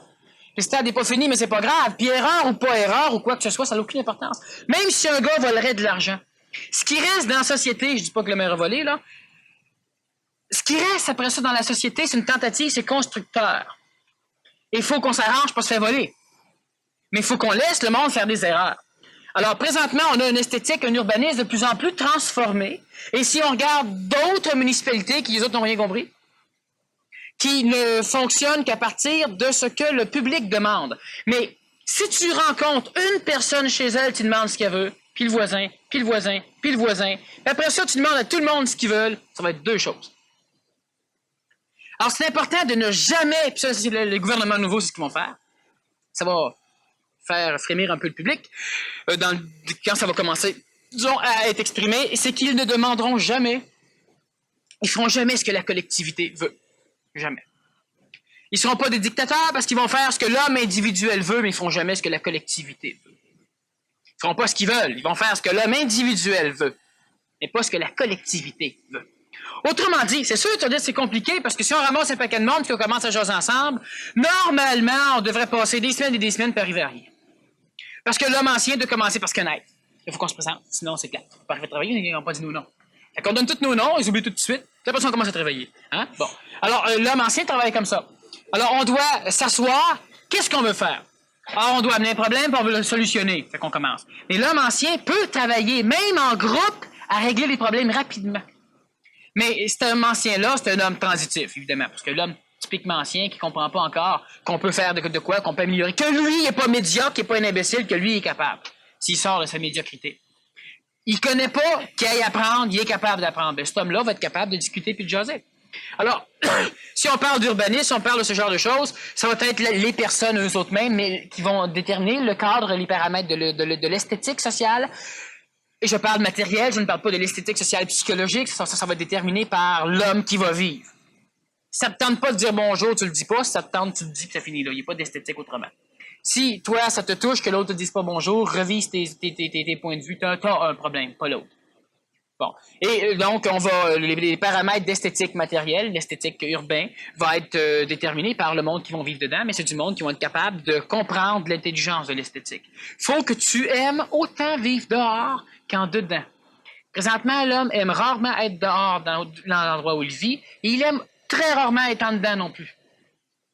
Hein? Alors, on essaie d'arranger son chez-soi pour être un peu mieux, mais à un moment donné, c'est un ciboulot, ciboulette, on n'en veut plus rien savoir. Tu sors dehors, mais c'est pas plus beau. Alors ça, c'est l'esthétique, c'est ça l'esthétique. Si on regarde présentement, l'homme a tout. On va dire, oui, mais on n'a pas d'argent. Oui, mais on est capable. L'homme a tout ce qu'il faut pour avoir un cadre intérieur impeccable, selon son esthétique, et un cadre extérieur qui a de l'allure. Mais on s'évertue encore un peu moins à bâtir encore, un peu moins. C'est-à-dire, tu vas avoir des complexes de maisons neuves. C'est pas compliqué, tu as un plan. La maison est là et dehors. La maison d'à côté, c'est le plan fait à l'envers. Hein? Bon. La porte est là, l'autre porte est là, la chambre des maîtres est là, la chambre des maîtres est là, c'est le même plan fait à l'envers. Bon. Puis là, là, il l'éparpille. Avant, ils mettaient tout en ligne, maintenant, ils mettent 8-9 plans, puis là, ils éparpillent tout. Ça paraît moins. C'est un peu mieux. Mais c'est ça qu'il y a, c'est que l'homme veut pas, même un petit peu, mais pas encore assez, changer. On est capable de faire de quoi de différent, mais on veut pas le faire. On a peur, évidemment, que ça se vende pas. On est capable de fabriquer des choses qui sont inutiles sur le marché puis de convaincre le monde qu'ils en ont besoin. Mais je pense que si on fait des choses que l'homme a besoin, on va être capable de les vendre. Avant de terminer, Daniel, comment que chacun d'entre nous ou chaque personne ici dans la salle pourra faire pour faire venir plus rapidement cette société nouvelle? Bon. Bon, et c'est bien facile. C'est facile. C'est simple. Ah oui, il y a du monde sceptique. Ils vont être confondus. Premièrement, c'est d'observer si ça a de l'allure, qu'on améliore puis qu'on fasse des choses. Pas nécessairement comme je viens de le dire. Si ça a de l'allure, parfait, comme je viens de le dire. Mais pas nécessairement. Je suis pas la seule voix sur la planète. Mais si c'est intelligent d'améliorer, puis d'arriver à quelque chose où l'homme peut vivre mieux, puis l'homme peut s'entretenir, créer une société qui est une société d'entretien et non pas une société de cure, où tu répares après, puis où tu te guéris quand tu es malade, puis tu t'entretiens jamais. Bon. Alors, qu'est-ce qu'il faut faire? Ben, il faut rien que voir si c'est intelligent. Premièrement, c'est-tu intelligent d'arriver à avoir un cadre comme celui que je viens d'élaborer ou similaire? Bon, un cadre où est-ce qu'on va fonctionner un peu mieux. C'est-tu intelligent ou non? Si c'est intelligent, ben, il faut le faire. En partant, il faut commencer par déterminer ce critère-là. Si c'est pas intelligent, trouver l'intelligence de rester comme on est. Si vous n'en trouvez pas non plus, c'est intelligent de changer. Maintenant, déterminer comment il faut changer. Mais il faut qu'on fasse ce travail. Si on ne veut pas changer, vivez réellement l'intelligence de rester de même. Puis pas avec des raisons. Ouais, mais parce qu'on peut pas changer. Ouais, mais on a toujours été de même. Ouais, mais non, ça, c'est pas des raisons. Ça, c'est des excuses. C'est pas intelligent. Alors, il faut commencer par voir l'intelligence de tout ça. Si on le voit, ben, Christy, si l'homme voit qu'il y a quelque chose d'intelligent puis que l'homme ne le fait pas, ben, il y a un problème. Autre chose, il faut parler entre le monde. Alors, moi, il faut que j'en parle à mes enfants un peu. Pas faire des gros commentaires, des choses de même. Mais quand il se passe quelque chose, parler de l'écologie, parler de faire attention à telle chose, puis expliquer le pourquoi. En parler. Entre les voisins, entre le monde, en parler. Puis on connaît pas le voisin, il veut rien savoir, ben ici, on peut en parler. Puis il y a beaucoup de plus en plus d'organisations qui peuvent grouper du monde pour en parler. Pour faire de quoi? On a eu le MAB, le Mouvement pour l'agriculture biologique. C'était tout petit au début, maintenant ça fonctionne. Mais il faut aider. Et l'autre chose la plus importante, ça va être d'encourager tout ce qui présentement dans la province de Québec ou près de chez vous, autour de chez vous, fonctionne en vue de l'homme nouveau ou en vue d'amener une société nouvelle. Et je ne parle pas de ça pour que vous encouragiez le centre ici. Le centre ici, c'est peut-être le premier centre pour l'homme nouveau, mais il y a beaucoup d'autres organisations. Je parlais du mouvement pour l'agriculture biologique. On parle de tellement de choses. Vous allez dans un magasin d'aliments naturels, le gars, il a l'air honnête, encouragez à l'acheter là. Il vend 2 cents plus cher, payez 2 cents plus cher, mais arrangez-vous pour pas qu'il ferme ses portes. C'est ça que c'est. Ça, si l'homme fait ça, bien lentement, ça fonctionne. On a des professeurs qui commencent à être corrects, qui se font renvoyer, ben faut qu'on s'organise pour le dire. Faut jaser, puis faut encourager. Vous avez des librairies qui vous plaisent, encouragez-les. Vous avez des centres qui vous plaisent, encouragez-les. Vous avez des cliniques qui vous plaisent, encouragez-les. Tout ce qui est pour l'homme nouveau, pour une société nouvelle, ben cessez de dire c'est ici, c'est ça, mais encouragez-les. Puis si le gars d'à côté, il a besoin d'argent parce qu'il veut grossir, parce qu'il veut vendre, parce qu'il veut diffuser, parce qu'il veut bâtir, il a besoin d'argent, parce que le gars a des projets, puis il va un peu plus cher que l'autre quincaillier d'à côté, elle est là. Puis c'est vous autres qui allez ramasser. Alors c'est ça, c'est facile. Cessez de se piler ses pieds. Moi, je veux que l'homme évolue. Moi aussi. Toi, t'es un maudit chien, pis t'es pas bon. Mais toi avec. Toi deux, on veut que l'homme évolue. Mais c'est ça. C'est ce qui se passe au Québec. Plein d'artistes, pas d'hommes d'affaires. Bon. Alors, il faut qu'on encourage ceux qui travaillent en vue de l'homme nouveau. Puis cherchez, il y en a du monde. Mais encouragez-les. Puis s'ils se trompent, c'est pas grave. Et si quelqu'un se trompe que vous avez encouragé, pensez pas que c'est vous autres qui vous êtes trompés. OK? Faut pas se culpabiliser. Encouragez-les.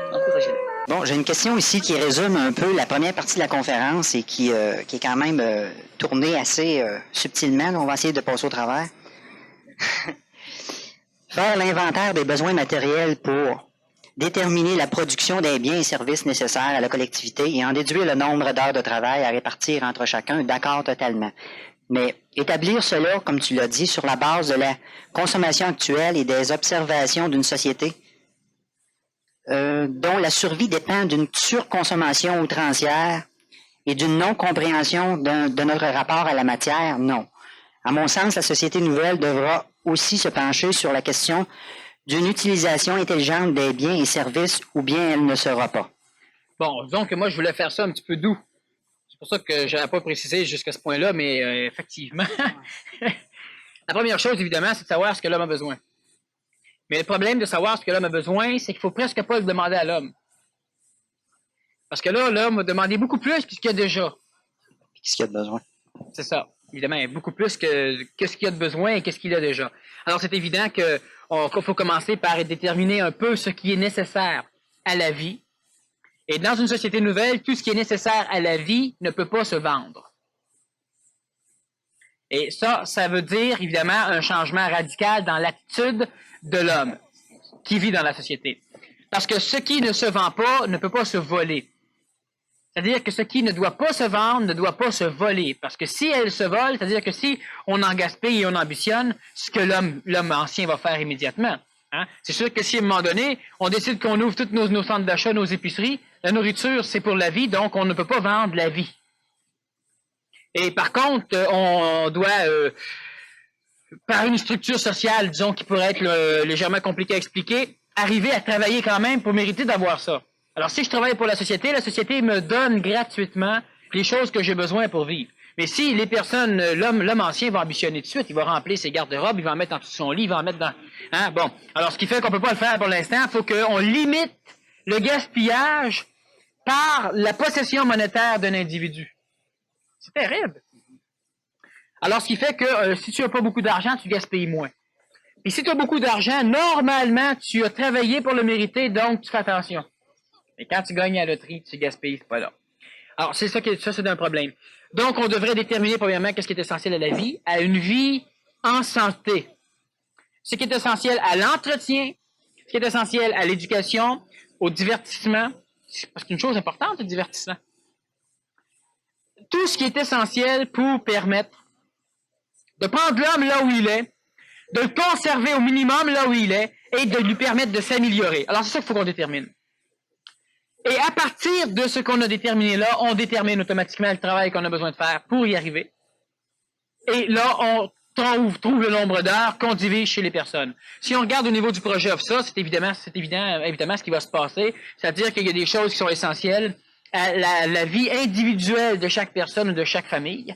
Il y a des choses qui sont essentielles à l'amélioration, à l'éducation, à l'entretien dans chaque maison, dans chaque famille, donc il faut que la société leur donne. Et à l'extérieur, il faut que ce qui se commence dans la maison se poursuive à l'extérieur. Ce qui se commence à l'école se poursuive à la maison. Et ce qui se commence à l'extérieur se poursuive à l'école. Présentement, ce qui va se commencer à la maison cesse lorsque tu franchis la porte. Tu recommences d'autres choses à l'école, ça cesse lorsque tu franchis la porte.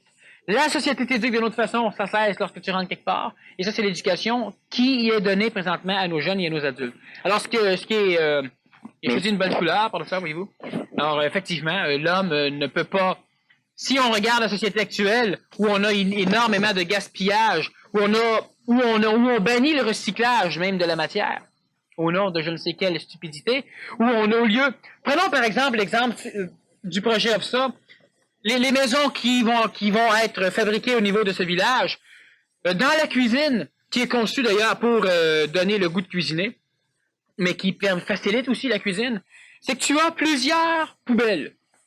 C'est pas des poubelles, c'est des chutes de déchets. Tu en as plusieurs. Une pour les choses qui sont recyclables, une pour les choses qui sont compostables. Et il n'y a rien dans la société qui ne soit pas recyclable. Alors, si on prend par exemple les vestiges organiques, c'est recyclable par un compostage, c'est-à-dire qu'on va en faire soit du gaz méthane, soit d'un engrais pour les champs. Et si tout le reste au complet est recyclable, évidemment, si tu dis, oui, mais les sacs de lait qu'on prend, qu'on coupe, tu sais, si tu remets du lait dedans, t'es tapes, c'est pas fort.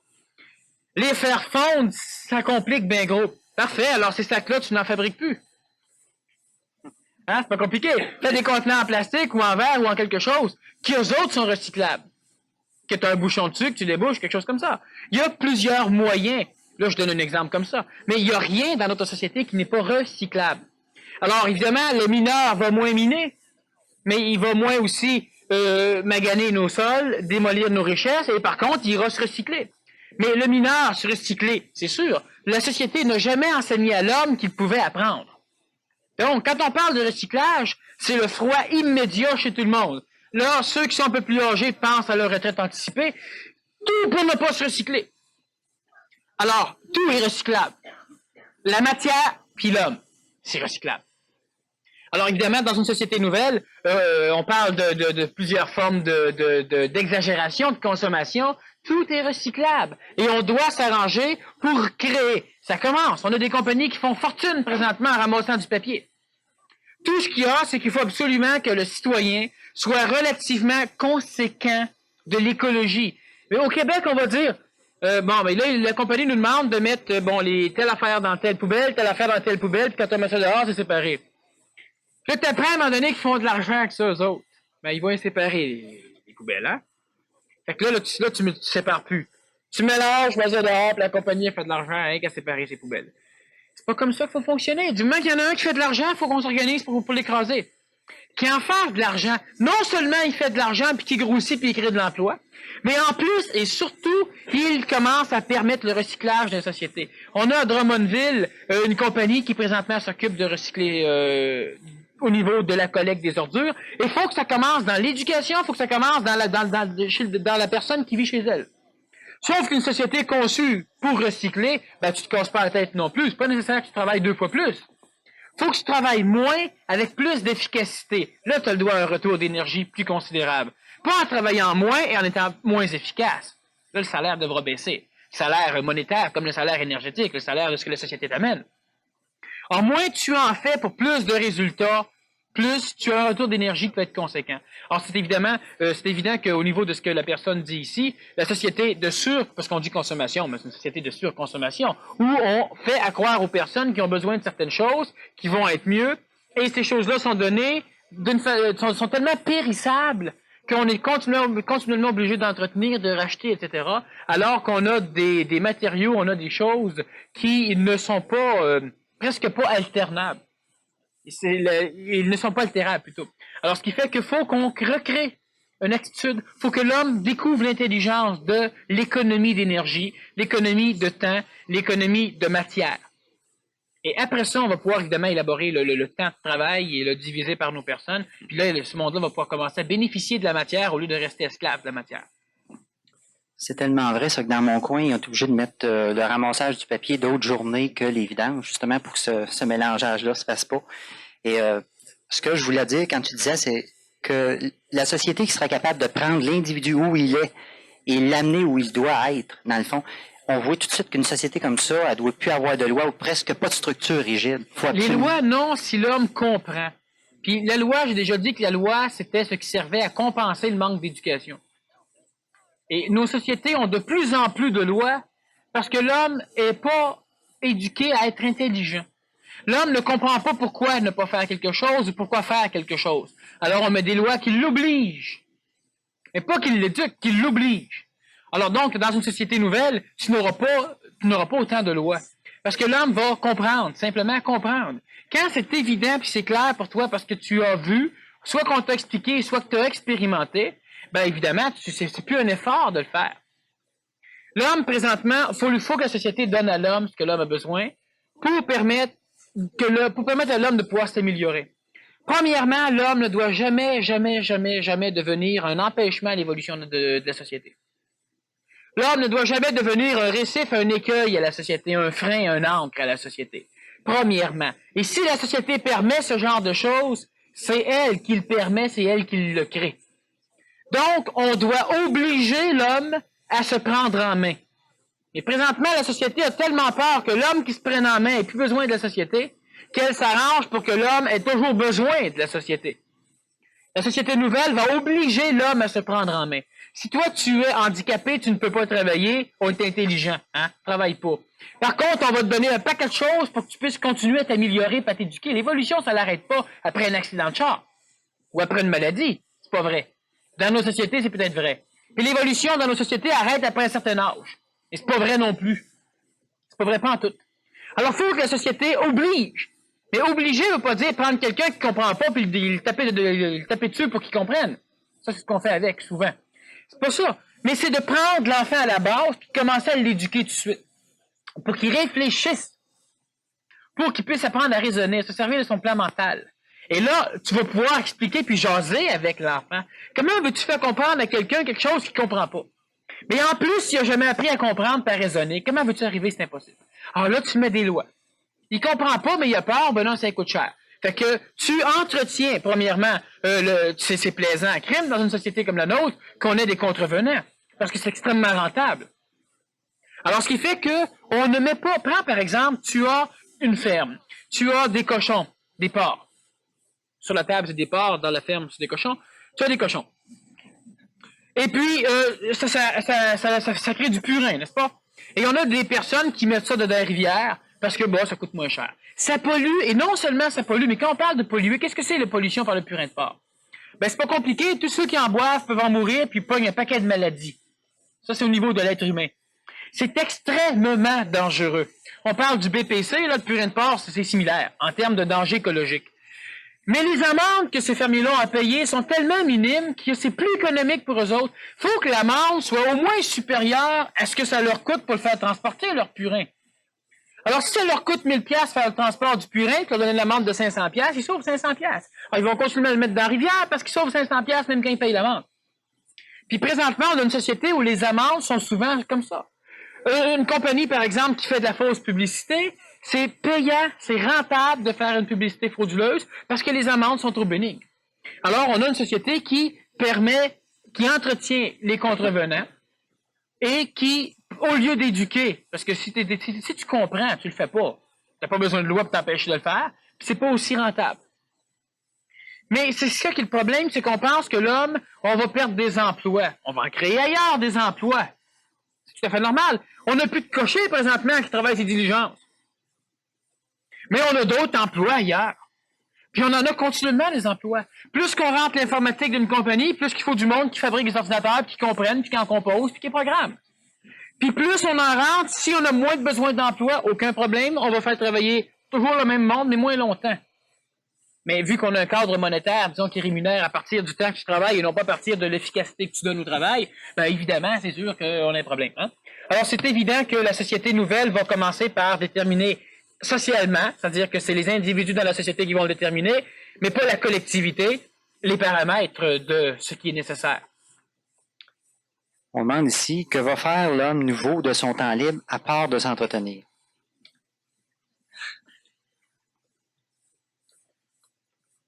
Bon, alors, si c'est à part de s'entretenir, il va automatiquement s'améliorer. Pas grand choix. Qu'est-ce que l'homme fait? Qu'est-ce que vous faites dans vos temps libres, à part de vous entretenir? Ben, la majorité, souvent, ne s'entretiennent même pas. S'occupent. Et c'est un entretien, s'occuper. Et ceux qui s'ennuient, c'est des personnes qui n'ont pas suffisamment compris ce qu'était l'entretien, l'amélioration. Il faut commencer à faire quelque chose pour commencer à aimer ça. Alors, qu'est-ce que l'homme va faire de son temps libre à part de s'entretenir? Ben alors, il faut simplement déterminer qu'est-ce que c'est s'entretenir et qu'est-ce que c'est s'améliorer. Présentement, vous êtes ici parce que vous avez du temps libre.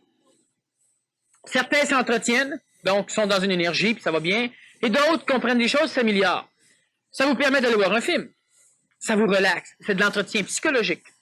Mais ça vous devrait aussi permettre à l'homme de s'occuper je parle de l'homme, donc de l'homme de la femme, de s'occuper de ses enfants.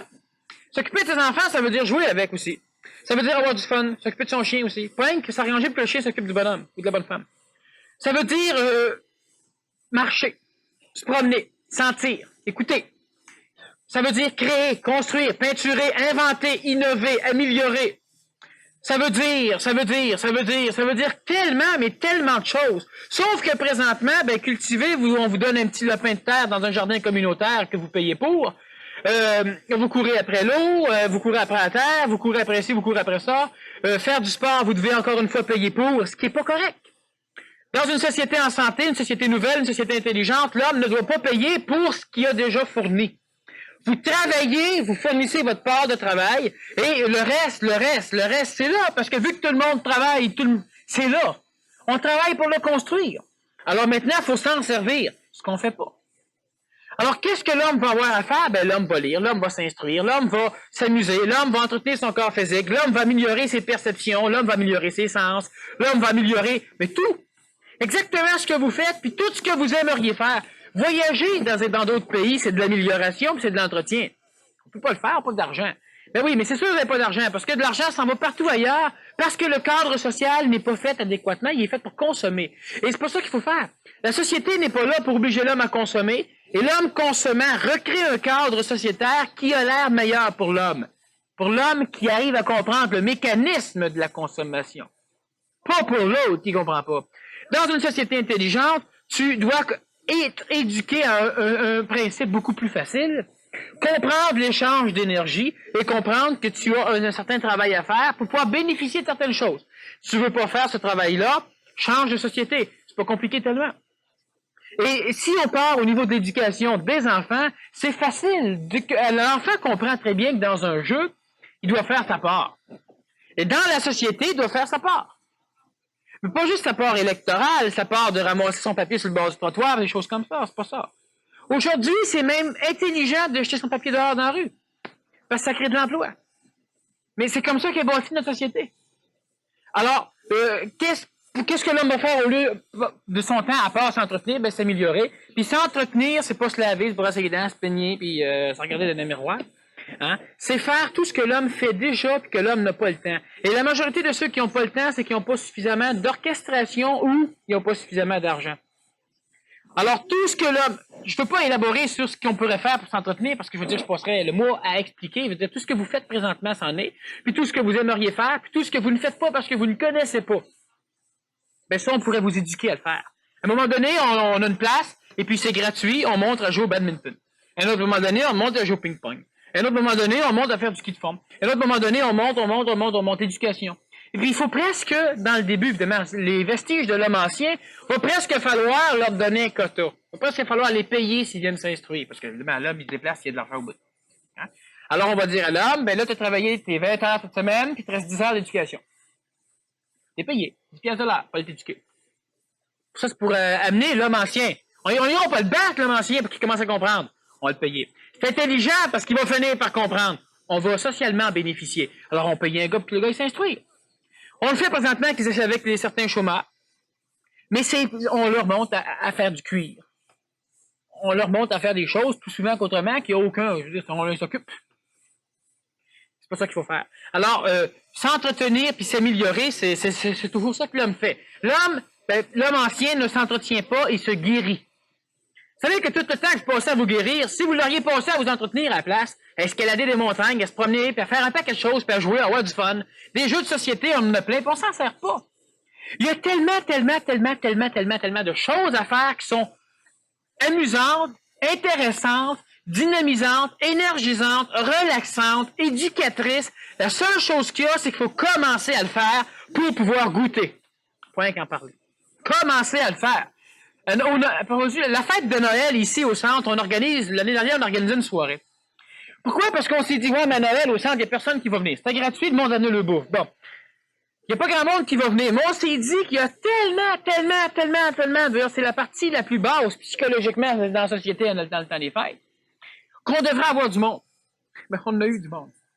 Mais on s'est amusé en maudit. Il y en a qui ont découvert des jeux assez plaisants. Parce qu'on a un gymnase ici, on a d'autres salles. Hein? C'est pas juste la salle qui est ici. Le centre est plus grand que ça, on a la moitié de l'étage. Et l'homme doit découvrir des choses. Ils sont tous venus ici, la mine à terre, toutes bien plates, en espérant qu'ils s'amuseraient plus. On peut commencer à danser, à faire des choses traditionnelles. Ceux qui voulaient danser pouvaient danser, mais ça, il y avait des discothèques. On a fait d'autres choses, on s'est amusé, on a jasé, puis on a parlé de pourquoi que c'était plate Noël. Puis c'est comique.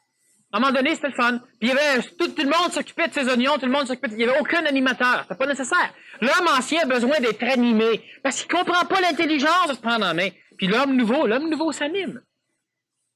Alors, faites-vous-en pas. L'homme nouveau ne cherchera pas à être immortel, puis il passera pas la moitié de sa vie à s'ennuyer. Il va être capable de faire bien des choses, puis s'entretenir pour lui. Comme pour vous autres, c'est important. Quand vous êtes malade, vous voulez vous guérir, puis quand vous êtes en santé, vous oubliez parce que vous faites des activités. Ces activités-là sont pas tout à fait coordonnées par votre intelligence, sont coordonnées par votre émotivité. Mais à un moment donné, elles vont être coordonnées par votre intelligence. Vous allez le faire, vous allez comprendre pourquoi. Il n'y a aucun problème. Puis tenez un ordinateur, c'est de l'entretien. Il y a tellement de choses. Est-ce qu'on va pouvoir créer une société nouvelle au sein de notre société actuelle ou va-t-il falloir créer un satellite de société nouvelle à l'extérieur qui va s'étendre graduellement et englober un jour la société piscéenne? Bon, alors, il faut simplement se demander si c'est faisable de créer une société nouvelle dans la société actuelle. Et moi, je crois que c'est extrêmement faisable. La seule chose qu'il y a, c'est qu'il faut qu'on fasse, comme tout à l'heure j'ai dit, il faut qu'on encourage au moins déjà ceux qui sont dedans, ce mécanisme-là. Il faut qu'on s'instruise pour apprendre des choses qui pourraient être bonnes ou pas bonnes, donc pour qu'on sache un peu, pour qu'on prenne nous-mêmes nos décisions. C'est faisable dans notre société, c'est un peu long. Et l'homme ancien a besoin de preuves un peu. Alors, créer une société satellite pour pouvoir expérimenter des solutions, pour qu'on puisse après ça voir comment les adapter, ce serait un mécanisme intelligent. Alors, pas créer une société satellite qui va bannir le reste, puis qui va se fermer, puis qui va un monastère ou une commune ou une communauté. Alors, le projet OFSA, c'est une société satellite qui va être créée par des personnes qui viennent ici au centre et qui travaillent un peu à l'extérieur. C'est un village, donc une société satellite, mais c'est une société scientifique, une société expérimentale. Et évidemment, ce n'est pas une société qui est fermée, qui bannit quoi que ce soit, ou etc. Mais moi, je crois qu'on peut faire ça ici même dans notre société. La majorité des êtres humains sont d'accord. Certains ne veulent pas mettre l'énergie pour y réfléchir, mais sauf que pourquoi ça va prendre un peu plus de temps, c'est que moi, je ne veux pas convaincre l'homme ancien. Je veux, comme par exemple au niveau du projet OFSA, ça fait plusieurs années, des dizaines d'années que c'est en marche. Mais c'est lent et long parce on attend que des personnes soudainement comprennent l'intelligence de faire ça. Alors, si nous autres, on le fait pas, ben eux autres, tout seuls, ils décident qu'ils veulent le faire. Ben, c'est ce monde-là qu'il faut qu'on réunisse, puis là, on va le faire. Parce que si on veut convaincre l'homme ancien, on va se ramasser avec une grosse plateforme avec plein d'hommes anciens là-dessus qu'il faut qu'on trimballe avec nous autres pour tout ce qu'on va vouloir aller. Puis de temps en temps, il faut leur dire, ben non, là, je sais pas, ben non, ça s'en vient. Parce que l'homme ancien, il est impatient, il veut un résultat tout de suite. C'est le résultat qu'il va avoir, mais il ne voit pas le cheminement. Alors moi, je suis pas rendu, donc ça se peut pas. Québec, ça existe pas. Québec, fait 5 minutes qu'il est parti, puis je vois pas. Il n'existe pas, Québec. Fait que je me retourne à Montréal. Puis quand tu es rendu à Québec, tu me téléphoneras, puis là, ben là, je verrai. Mais c'est ça qui est le problème. C'est que le Québec, s'il n'existe pas, puis pour exister, s'il faut qu'il y ait tout le monde qui se rende là, ben si personne ne veut y aller, tout le monde attend, évidemment, on fait rien. Alors, ça, elle peut apparaître dans notre société. Notre société pourrite, là, ben pas pourrite. Ce qui est pourri, c'est la perception de l'être social dans la société. Et si on perçoit d'une façon pourrie, ben évidemment, on entretient des structures qui ne sont pas régénératrices, qui ne sont pas améliorantes. Alors, c'est simplement à nous autres d'en jaser puis de faire de quoi. Ici, au centre, on ne fait pas juste parler, il y a le projet OFSA, il y a des choses qu'on met en pratique, il y a des cours qui se donnent ici au niveau d'une éducation pour dégager l'homme de l'assujettissement collectif. Il y a des cours qui vont commencer prochainement pour les enfants.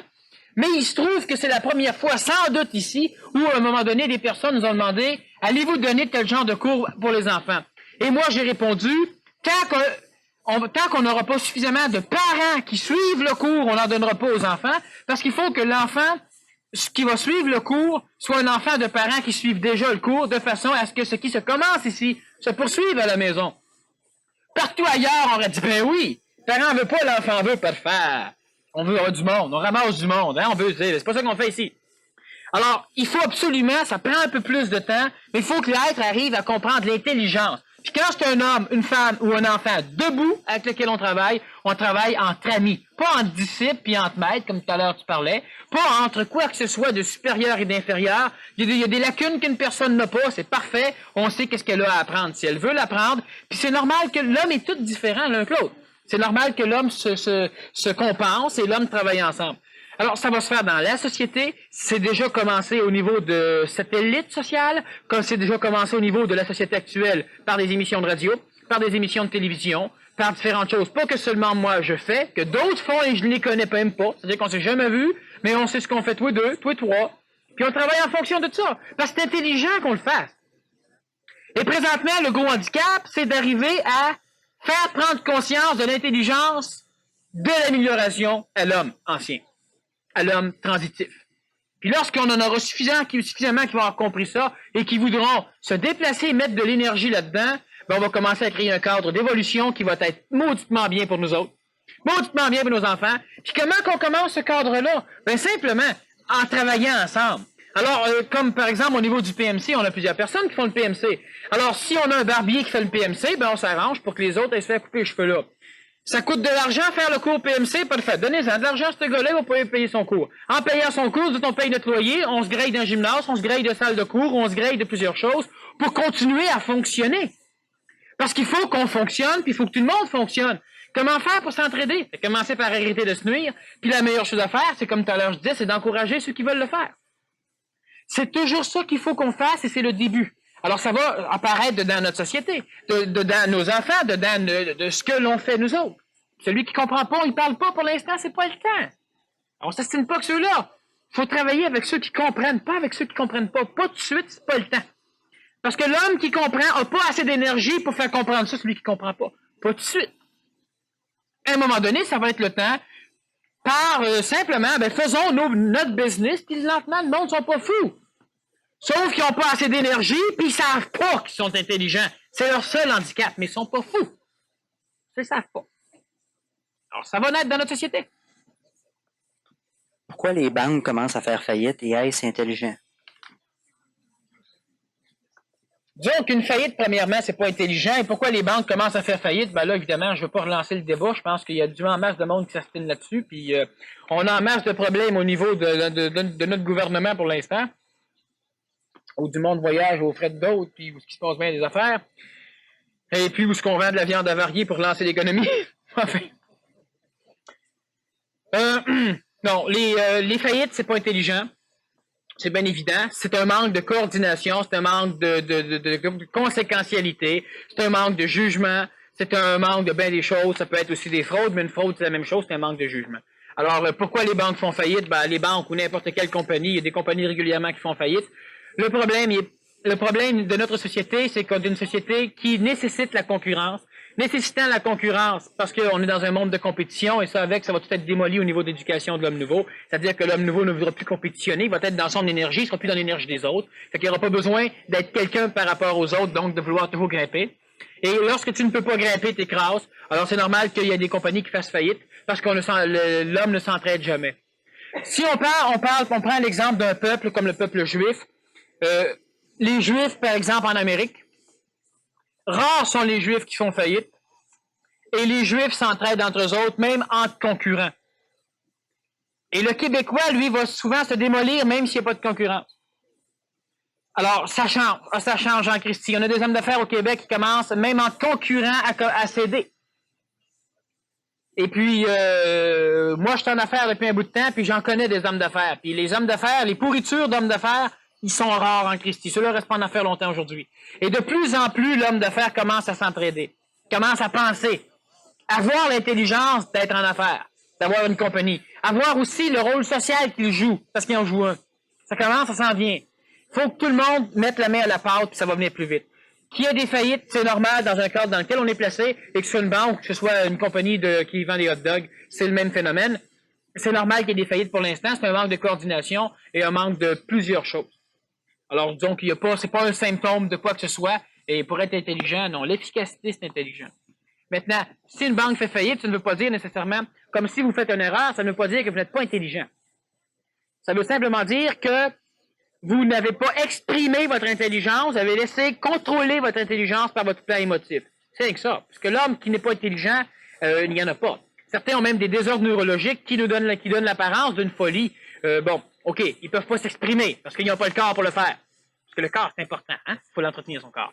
Mais d'intelligence, non. Certains ne veulent pas mettre l'énergie de réfléchir parce qu'émotivement, ils sont trop pris. Ça leur en demande trop. Ils veulent pas. Ils ont peur de comprendre. Ils ont peur de bien des choses ou sont convaincus qu'ils peuvent pas. C'est pas un manque d'intelligence, c'est un manque de connaissance. Ils sont mal éduqués. Ils sont bien élevés, par exemple.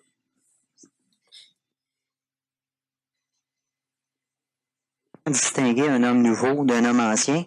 Et l'autre question qui pourrait se greffer à ça, est-ce que quelqu'un qui fait le PMC va automatiquement se transformer au point de devenir un homme nouveau? C'était l'autre question. Bon. Comment distinguer un homme nouveau d'un homme ancien? Ça n'a aucune importance. Vous devez commencer par vous observer vous autres. Puis si vous êtes capable à un moment donné de savoir qui vous êtes, on l'a touché pas mal dans les dernières conférences, si vous êtes capable de savoir qui vous êtes à partir de vous-même, vous êtes déjà un homme transitif vers l'homme nouveau. Les autres, c'est pas grave. J'en ai avec quelqu'un. Si la personne, elle n'a pas de logique, si la personne ne veut pas, c'est pas question de savoir si c'est un homme nouveau ou non. Il n'y a pas de relation entre vous deux, parfait. Ben, j'ose avec d'autres mondes. Si tu as travaillé avec, travaille, puis sois diplomate, fonctionner avec. Mais c'est pas nécessaire de distinguer. On ne doit pas créer une secte d'élite ou une société d'hommes nouveaux par rapport à une société d'hommes anciens. On doit travailler en collaboration. Présentement, il y a un mixage, il y a l'homme transitif. Beaucoup plus d'hommes.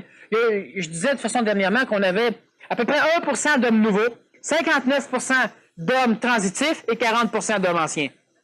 Mais de rechercher l'homme nouveau, ce n'est pas quelque chose qui est important pour l'instant. Vous devez simplement vous-même comprendre ce que c'est l'intelligence d'agir. Et ça, moi, j'appelle ça l'homme nouveau, parce qu'effectivement, il y a une mutation, il y a une psychomutation qui se fait, une mutation psychologique, et qui amène l'homme de plus en plus libéré. C'est l'homme nouveau. Il faut que la psychologie ait un mot pour comprendre ce qui se passe chez elle. C'est l'homme nouveau. L'homme transitif, disons pour l'instant, mais de savoir si toi, non, ça c'est ridicule.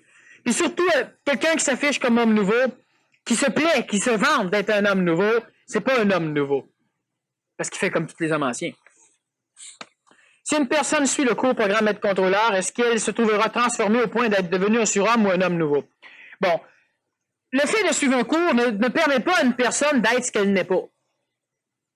Et ça, il faut bien le comprendre. Ce n'est pas parce que c'est un cours que moi je donne, ou etc., ou que je suis un des précurseurs au niveau d'hommes nouveaux au Québec, que le cours que je donne fabrique des hommes nouveaux. C'est pas vrai.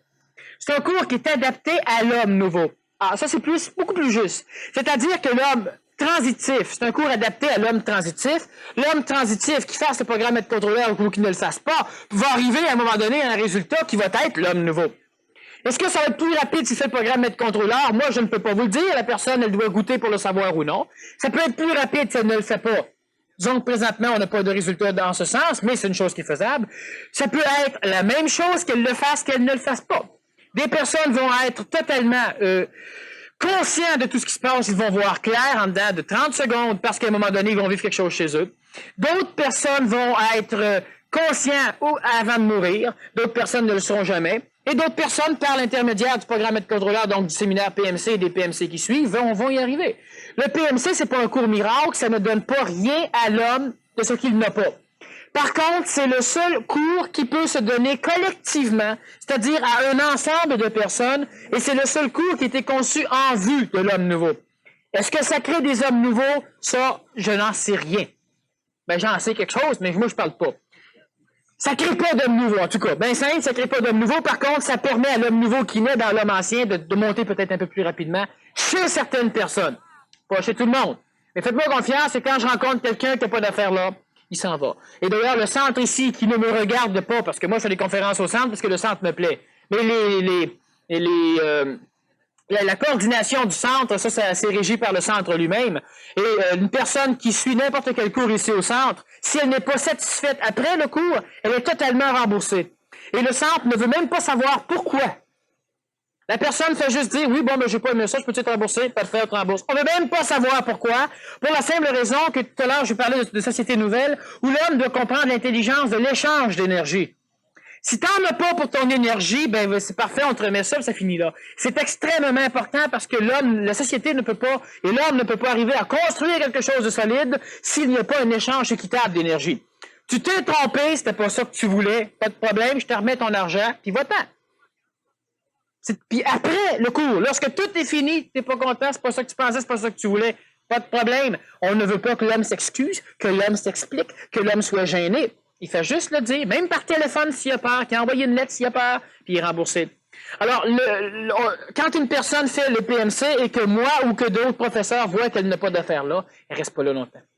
Pour la simple raison qu'on n'a pas besoin de monde. On veut travailler avec des êtres qui veulent travailler avec des êtres qui veulent travailler. C'est ce qu'on veut faire. Alors, c'est un cours qui s'adresse à l'homme transitif, l'homme qui veut se découvrir, mais l'homme qui veut arriver à comprendre des mécanismes, puis l'homme qui veut côtoyer de l'énergie d'homme nouveau, c'est-à-dire que si tu as une classe de personnes qui travaillent dans le même sens, bien évidemment, c'est plaisant. Puis au niveau du programme être contrôleur, il y a des sorties à l'extérieur, c'est un cours qui se veut pratique. C'est un cours qui fait qu'à chaque cours, quand tu rentres chez vous, ben, tu es transformé un peu. Pas ping-ping parce qu'on fait juste parler, parce qu'il faut que tu fasses de quoi. C'est un cours qui est dur. D'ailleurs, François dit que je vends très mal mon PMC. Oui, c'est sûr. C'est un cours qui est dur. C'est un cours qui demande de l'énergie. C'est un cours qui transforme, par exemple. Quand je parle c'est un cours qui est dur, c'est parce que ta matière physique, il faut que tu la fasses travailler. Il faut qu'on la rajeunisse.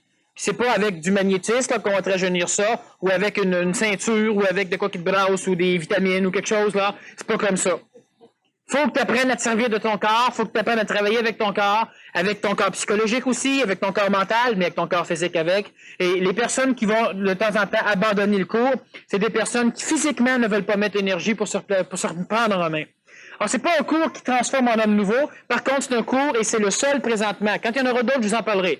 Il y a d'autres centres, il y a d'autres organisations qui travaillent en fonction de l'homme nouveau. Ça, je le dis parce qu'il y en a. Au niveau des cours qui peuvent se donner à l'ensemble, présentement, il n'y en a rien qu'un, qui s'adresse à l'homme nouveau, qui est conçu qu'avec des techniques nouvelles et qui s'adapte à la personne, qui ne demande jamais à une personne de s'adapter. On a des personnes qui arrivent et qui, après 3, 4, 5 cours, on voit bien qu'il n'y a pas d'affaire là, qui sont des hommes transitifs extraordinaires. Alors, paf, ils se ramassent dans un cours 3 fois supérieur. Puis on ne demande pas de payer tous les cours qu'elle manque, hein? C'est pas une question, c'est une question d'échange d'énergie. Alors, elle se ramasse plus haut, puis elle continue bien. C'est comme ça qu'il faut fonctionner. Puis à un moment donné, on a des personnes, veut dire, on ne paye plus, on travaille ensemble. Là. Puis il y a un échange d'énergie, parce que tu apportes de quoi, comme j'en apporte moi aussi. Alors, c'est pas un cours qui donne l'homme nouveau, c'est un cours fait pour l'homme transitif, puis c'est un cours qui transforme. Maintenant, il transforme parce que l'homme veut travailler. Sinon, évidemment, il ne transforme pas. Parce que le cours ne transforme pas, en fin de compte, c'est l'homme qui transforme. Alors ça, c'est le PMC. OK, il y a une autre question. Il y a une question ici, au moins une dizaine de questions à l'intérieur de la... C'est un livre, ouais. C'est probablement une personne qui vient quand même pour la première fois, dont elle demande, entre autres, ce qu'est le PMC. Je pense qu'il y a une cassette, hein, Daniel, pour ça? Non, plus maintenant. Donc, le programme Être-contrôleur se commence par un séminaire intensif qui permet surtout à la personne de voir si elle est dans cette lignée de cours. Parce qu'il va y apparaître d'autres cours à un moment donné pour l'homme nouveau qui vont s'adapter à d'autres genres d'êtres transitifs et ces cours-là vont être aussi bons que le programme Être-contrôleur. Ils vont s'adapter à d'autres personnes. Alors, le séminaire intensif permet premièrement à la personne de voir, parce que les autres cours se donnent échelonnés, disons, les soirs de la semaine, un soir par semaine. Et la personne va... Le séminaire PMC, donc le premier cours, c'est surtout celui-là, disons qu'il faut prendre connaissance, parce qu'à l'intérieur de celui-là, on découvre le reste. C'est un séminaire qui permet d'ajuster les personnes. Premièrement, au niveau de l'homme nouveau, au niveau de la conscientisation, au niveau de ce qui se passe, il y a des mots de langue française qui ne sont pas adéquats pour désigner ce qu'on veut dire. Prenons l'exemple. J'ai peur que telle personne ne vienne pas. Ah, non, mais relax, là. Non, mais j'ai pas peur. C'est pas ça que je veux dire. J'ai pas peur, je m'en fous. Mais je crains. Non, c'est pas ça non plus, je crains pas. Je quoi? Quel mot tu vas mettre? Et on a donc, à un moment donné, il faut développer un vocabulaire qui définit ce que tu vis. On en a développé un dans notre ancienne langue, dans la langue de l'homme ancien. Alors, au niveau du séminaire PMC, bien évidemment, il y a un vocabulaire ésotérique, un vocabulaire psychologique, fait que la personne, elle apprend des mots, pour arriver à dire, ah oui, ok, ben c'est ça. Fait que là, quand elle parle avec des mots plus clairs, des mots plus précis, puis là, elle sait. Fait que là, elle peut commencer à s'auto-observer, puis à s'auto-dynamiser, parce qu'elle comprend. La médecine de son vocabulaire, c'est normal, parce que quand tu parles toujours de choses, puis il y a une affaire là, ben, faut que tu aies un vocabulaire. C'est la même chose pour ce qui se passe chez vous. Vous ressentez quelque chose, puis comment j'arrive pas à le dire? Fait qu'on peut pas communiquer. Et si on peut pas communiquer, ben on peut pas travailler. Faut communiquer. Autre chose, la majorité des personnes font un chemin de conscientisation, une recherche soit spirituelle, soit ésotérique, soit psychologique, ou simplement une recherche de la vie, où ils n'ont pas d'instruction particulière. Alors, ce genre de personnes, à un moment donné, on arrive à un point où ils sont mélangés. Tel mot veut dire 4-5 affaires, ou telle affaire je comprends pas, ou telle chose c'est ça. Alors, on ajuste toutes ces choses-là complètes au niveau du cours, du séminaire. En plus, il y a des banalités de l'évolution que l'homme recherche encore. Alors ça, on lui montre à ne plus les rechercher. Alors, on va donc travailler sur différentes choses, c'est-à-dire comme par exemple le magnétisme ou ces choses-là. Alors, on montre à la personne qui est incapable d'en faire en dedans de 30 secondes. Là, maintenant qu'elle sait, là, ben, maintenant elle peut oublier. Elle arrête de vouloir en faire, ça marche. Pour que la personne commence à s'occuper des choses sérieuses qui vont permettre sa transformation. Donc, il y a le séminaire PMC, c'est un séminaire qui rajuste, qui brasse, qui est un petit peu dur, en ce sens qu'il réveille la personne, donc il y a des chocs, on brise des formes. Il n'y a pas de lavage de cerveau. Ne pose pas de questions, tu n'auras pas de réponse. Mais si tu poses une question, c'est parce que tu es prêt à avoir la réponse, quand tu vas l'avoir, ben peut-être tu n'es pas prêt. C'est un séminaire donc qui transforme, et c'est en gros le PMC. Les PMC suivants, bon, on a une brochure qui l'explique ici. C'est un cours qui s'échelonne sur, disons, quelques 3 ans pour l'instant, mais évidemment, c'est par session de 12 semaines. La personne s'inscrit, elle prend des breaks comme qu'elle veut, elle fait ce qu'elle veut, etc. Alors, ce qui fait que je ne vais pas expliquer plus là-dessus. Ça ne m'intéresse pas.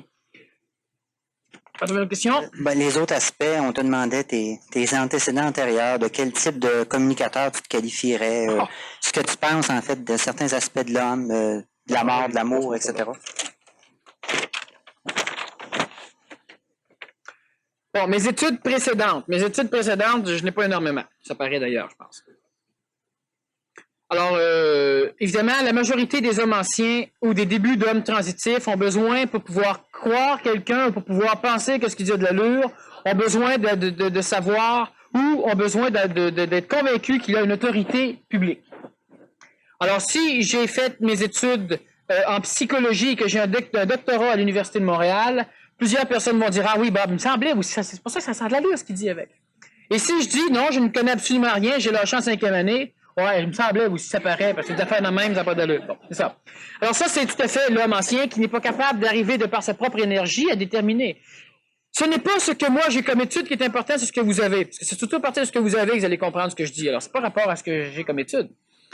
J'ai étudié en psychologie, j'ai travaillé dans des endroits où on avait des enfants qui avaient des difficultés d'adaptation, j'ai travaillé comme ambulancier pendant 5 ans pour Urgence Santé, et c'était le meilleur moyen pour moi de rentrer dans tous les genres de foyers de la ville de Montréal et de Laval, et même un peu de la province de Québec, parce qu'on allait reconduire du monde chez eux, de voir qu'est-ce que c'était la souffrance chez l'homme, de voir de quelle façon l'homme réagissait à des stupidités, et de quelle façon l'homme réagissait à des cas d'alerte. Tu es assis sur ta chaise puis tu shakes pendant que l'autre il saigne comme un bon. Ça, c'est un moyen tout à fait normal de réagir. Comment que les personnes, à un moment donné, agissent dans leur évolution. Les personnes âgées qui se font des fractures du col du fémur et après ça, qui restent le reste de leur jour sur un lit parce que ça ne se refait pas. Parce qu'à un moment donné, ils ont décidé de se prouver qu'ils étaient capables. Puis ils montaient sur des chaises tout croches, des tables tout croches. En tout cas, il est bon, ça fait de même. De voir comment que l'homme ancien fonctionnait. Il y avait un seul moyen, c'était de rentrer dans la vie de tout le monde, à l'insu de tout le monde, puis en plein dans le temps où le monde vivait des choses. Pas juste des drames. Tu ramènes quelqu'un chez lui, puis c'est bien le fun. Tu vas sur des faux appels. Tellement de choses là que c'est amusant, c'est plaisant, c'est relax. On a déjà été avec un médecin chez une patiente qui était en train de mourir. Et puis quand on est arrivé là, le médecin lui a demandé de nous cuisiner un gâteau. Alors, elle a cuisiné un gâteau, parce que là, t'es bien que nous autres, il y avait les deux techniciens ambulanciers, il y avait moi qui est technicien médical aussi, et le médecin. Alors, ça cuisine un gâteau, puis après ça, on nous sert le gâteau, puis on bouffe le gâteau, puis après ça, on cancelle l'appel, puis après ça, on s'en va. Ça, évidemment, j'en santé, le sait pas, là. Mais le médecin, tu sais, souvent, c'est réellement plaisant de voir, par exemple, des personnes qui n'ont pas une scène, qui veulent te donner du type des personnes âgées. Alors, ils te donnent 50 cents, à diviser en deux. Bon, une autre personne, mais c'est sincère. Une autre personne, elle n'a pas d'argent, elle t'a fait un morceau de tarte au sucre. Bon, mais il y a tellement de choses qu'en fin de compte, on connaît l'homme. On le touche, l'homme. À Noël, tu vas dans un endroit où il y a un arrêt cardiaque, mais la personne est morte depuis 4 heures le matin, alors ce qui fait qu'à midi, ils ont décidé d'appeler, parce que grand-papa ne se réveillait pas, mais ils ont voulu le laisser dormir. Puis à 10 heures, grand-papa ne réveillait pas plus, fait qu'ils l'ont laissé dormir. Puis à midi, grand-papa commence à sentir, fait que là, on pensait qu'il se passait de quoi. Bon. Juste parce que l'homme refuse de s'éduquer, l'homme a peur de la mort, l'homme ne veut pas toucher la mort, l'homme ne veut pas connaître la mort, qui est naturelle chez l'homme, mais qui est tout à fait surnaturelle chez l'homme ancien. Et si on se serait instruit, bien évidemment, il y a des choses qu'on ferait. Alors, on regarde qu'au niveau du programme être contrôleur, à partir de PM7.3, l'homme apprend les premiers soins. Parce qu'avant de vouloir aider l'homme à évoluer, il faut qu'on le conserve en vie. Hein? C'est une bonne chose. Alors, mais c'est pas compris, ça. Il y a pas, non, prions, spiritualisons-nous, mais tripons, fumons, tu sais, mais ça marche pas. Faut être efficace tout de suite. Alors, donc, j'ai ça aussi comme expérience, et qui, même si elle paraît banale, il n'y a pas un seul foutu psychologue qui est en sautant avec moi sur l'homme. Parce que j'ai tout ce qu'il faut pour le faire, et en plus, moi, j'ai voulu apprendre. J'ai fait de l'ambulance pour apprendre. Pas pour gagner ma vie. À l'époque, on ne gagnait pas non plus là-dessus. Alors donc, j'ai ça, j'ai voyagé dans différents pays. J'ai voyagé dans la jungle du Guatemala, j'ai voyagé dans plusieurs places. Enfin, j'ai fait plusieurs choses. Alors, ce qui fait que c'est surtout la vie et c'est la meilleure école. Que pensez-vous des émotions? Ben, les émotions, c'est ce qui manipule l'homme. J'en ai souvent parlé, alors je ne vais pas répondre trop là-dessus. Que pensez-vous de l'amour? L'amour psychologique, c'est une vraie farce. Mais là, si je réponds juste comme ça, évidemment, c'est très minime. Alors, il y a des conférences que j'ai déjà faites. Les mécanismes occultes de l'amour, qui sont enregistrés, alors je pense que pour la personne, c'est la meilleure chose. Au niveau des émotions, qu'elle regarde les titres de conférences, on en a une infinité, parce que l'émotion, c'est ça qui mène le monde. Après l'estomac. Que pensez-vous de la mort? Quand je vais mourir, je verrai. La réalité et vérité, quelle différence? Bon, et qu'est-ce que l'état de conscience? La vérité, je le dis de temps en temps, je le dis sur les ondes radiophoniques, et d'ailleurs, c'est assez... c'est bon que je puisse le dire et le répéter, puis la station n'a pas encore sauté. que la vérité, ça n'existe pas. La vérité, ça n'existe pas. La vérité, c'est l'antipode du mensonge. La vérité, c'est, comme le mensonge d'ailleurs, l'interprétation de la réalité. Et évidemment, pour la majorité des personnes qui ont passé leur vie à rechercher la vérité, le fait que je dise que la vérité n'existe pas, c'est comme le fait de dire qu'ils sont stupides. Mais c'est pas vrai. Eux autres peuvent penser ça, mais c'est pas ça que je dis.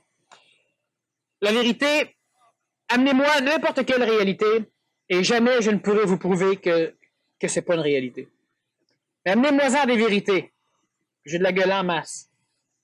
Puis vous risquez de douter en maudit de vos vérités après que vos vérités se passaient par moi. N'importe quelle vérité est sujet à être démolie. Mais une réalité ne peut pas être démolie. Alors, la vérité, c'est que l'homme doit vivre d'amour. Mais la réalité, c'est que l'homme essaye de vivre d'amour, puis au nom de l'amour, l'homme tue. Alors, pour enseigner l'amour au peuple haineux, l'homme se sert de ses armes. On peut en parler de l'amour psychologique, de l'amour éternel, de tout ce que vous voudrez. La réalité, c'est qu'on peut vivre dans une relation harmonieuse, ça c'est évident. Est-ce que c'est de l'amour? Pour l'instant, là, oublions.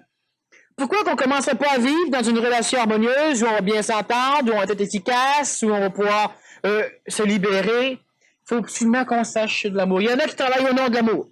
Alors ils vont venir me voir, oui, mais l'homme nouveau, s'il est efficace, puis qu'il y a une relation, puis qu'il n'y a plus de guerre, puis qu'il n'y a plus personne, ben il aime. Non, il n'aime pas. Ah ben bon, je vais pas être un homme nouveau. C'est ça. Continue à souffrir. Juste à cause du mot. Alors moi, je ne veux pas reprendre les vieux mots de l'antique tradition, de l'antique phénomène social, éducatif, moral, religieux, psychologique, etc. Pourquoi? Parce qu'ils sont trop égrégorisés, c'est-à-dire qu'ils ont trop de... Ils transportent trop d'énergie, qui ne sont pas nécessairement ce que moi je veux dire. L'homme qui aime, comme j'en parlais hier, l'homme qui aime haït. Et l'amour a pour premier principe, fondement, nature, le fait qu'elle n'aime pas. L'amour, ça l'aime pas, l'amour. Et l'homme aime parce que l'homme ne connaît pas l'amour. Alors, c'est bien simple, pour ceux qui n'avaient pas saisi ou ceux qui n'ont pas entendu, juste parenthèse sur l'amour qui n'aime pas. L'amour, ça n'aime pas parce que tout le monde peut aimer. Et si l'énergie d'amour aimerait, ben elle choisirait. Et si elle choisirait, ben il y aurait évidemment une panoplie de l'humanité qui ne pourrait pas aimer. Et celui qui haït l'humanité aime son oiseau. Donc il aime. Il s'aime lui-même en tout cas. Il aime. Il n'y a pas d'êtres humains qui ne sont pas capables de ne pas aimer. Qui vivent une vie complète sans aimer. Sans cette faculté de pouvoir attirer vers soi. Aimer. Sans cette faculté de pouvoir s'attacher. Aimer. Donc, l'amour va partout. Donc, l'amour n'aime pas. Pas comme l'homme l'entend. Par contre, l'homme aime, et de ce fait, l'homme haït. Quand tu aimes trop et que tu n'arrives pas à l'exprimer, tu haïs. Faites dans l'expérience, aimer quelqu'un qui ne vous aime pas, et demandez à l'haïr. Votre chien, vous l'aimez, puis quand le chien commence à se foutre de vous, on l'aime moins.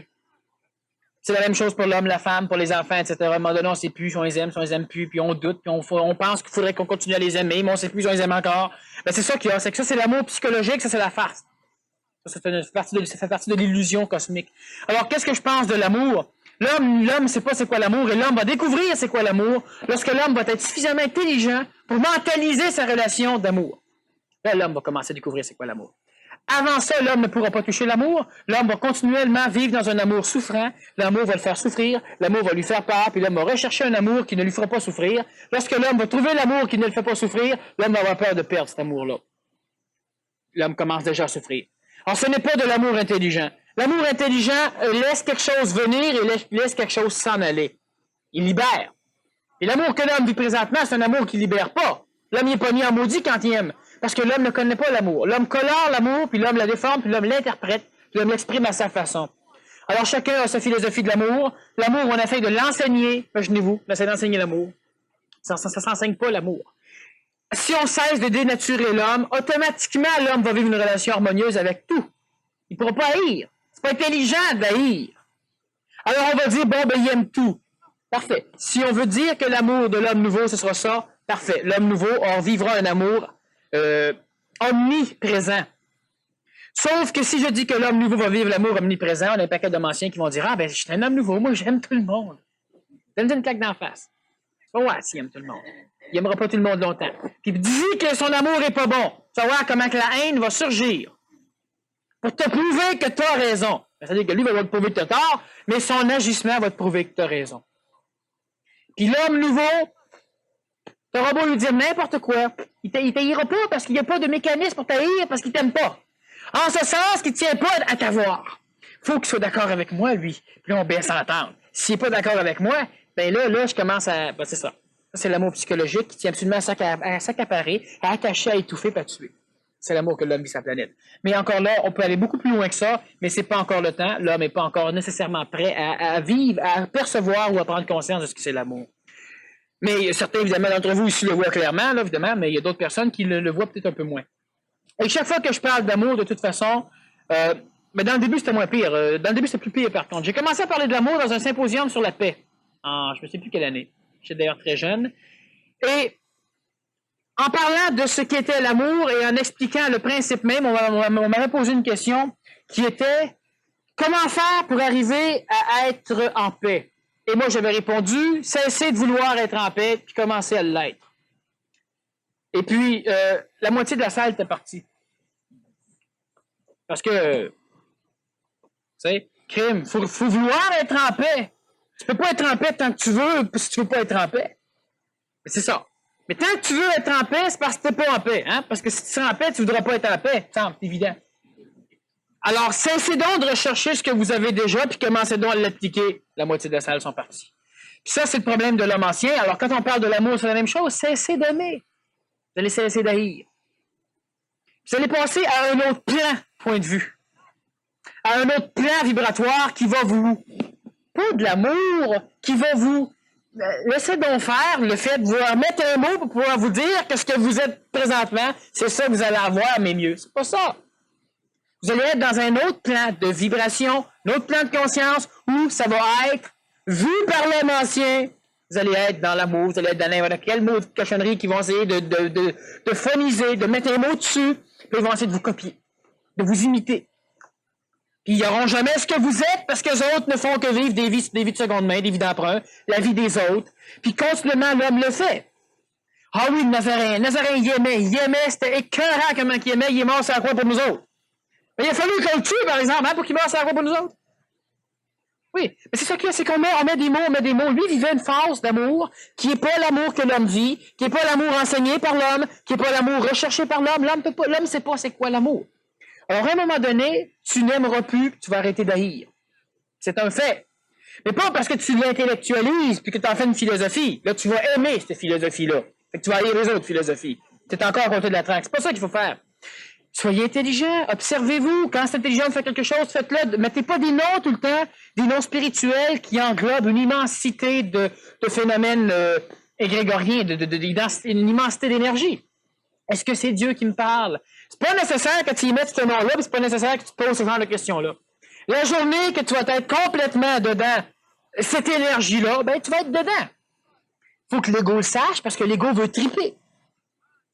Tu sais, ah oui, moi, c'est avec Dieu que j'ai eu mon contact hier, c'est évident. Il faut que l'ego tripe. C'est pas compliqué. Le moindrement que tu rentres, c'est ça, il y a des personnes qui veulent avoir des consultations avec moi. Moi, j'en fais jamais, parce que ça sert à rien. Alors, la personne, elle vient te voir, puis tu commences à y faire comprendre, puis elle commence à comprendre, puis elle se met à triper. Là, tu n'écoutes plus, elle ne veut plus rien savoir, elle tripe. Il y a des personnes, par exemple, qui vont venir écouter certaines de mes conférences, et qui vont avoir l'impression que tout ce que je dis, ils le savent. Et ils vont même commencer à se demander, oui, de bord, mais ça sert à rien que j'aille entendre. Mais c'est possible que ça ne serve à rien. Mais il y a un mécanisme qui fait que lorsqu'une personne est rendue à un certain niveau, elle ne le sait pas. Mais toi, une fois que tu parles, elle sait. Parce qu'elle est capable de se brancher à peu près sur la même longueur d'onde que toi. Par contre, si je ne dis pas quelque chose, elle ne peut pas se le dire. Et lorsque je le dis, elle le comprend parce qu'elle en est rendue à ce phénomène vibratoire-là, mais juste d'une façon insuffisante. Donc, si elle va quelque part et que tout ce qu'une personne dit, ah ben oui, mais c'est évident, ah ben oui, mais je le sais, ben lâche pas. Puis à un moment donné, quand on va pouvoir te poser des questions, tu es capable de répondre, là, tu n'as plus besoin de la conférence. Peut-être tu peux rencontrer le bonhomme en particulier pour bâtir quelque chose avec, faire quelque chose. Tu ne fuis pas dans ton ashram, ben non, tu ne commences pas à faire des conférences toi aussi, comme il y en a qui font. Tu peux en faire si tu veux, mais il faut absolument que tu travailles avec la personne avec qui tu as commencé. C'est normal. Quand on arrive les deux au même niveau, on se crée pas le temps de se séparer, c'est le temps de commencer à se grouper.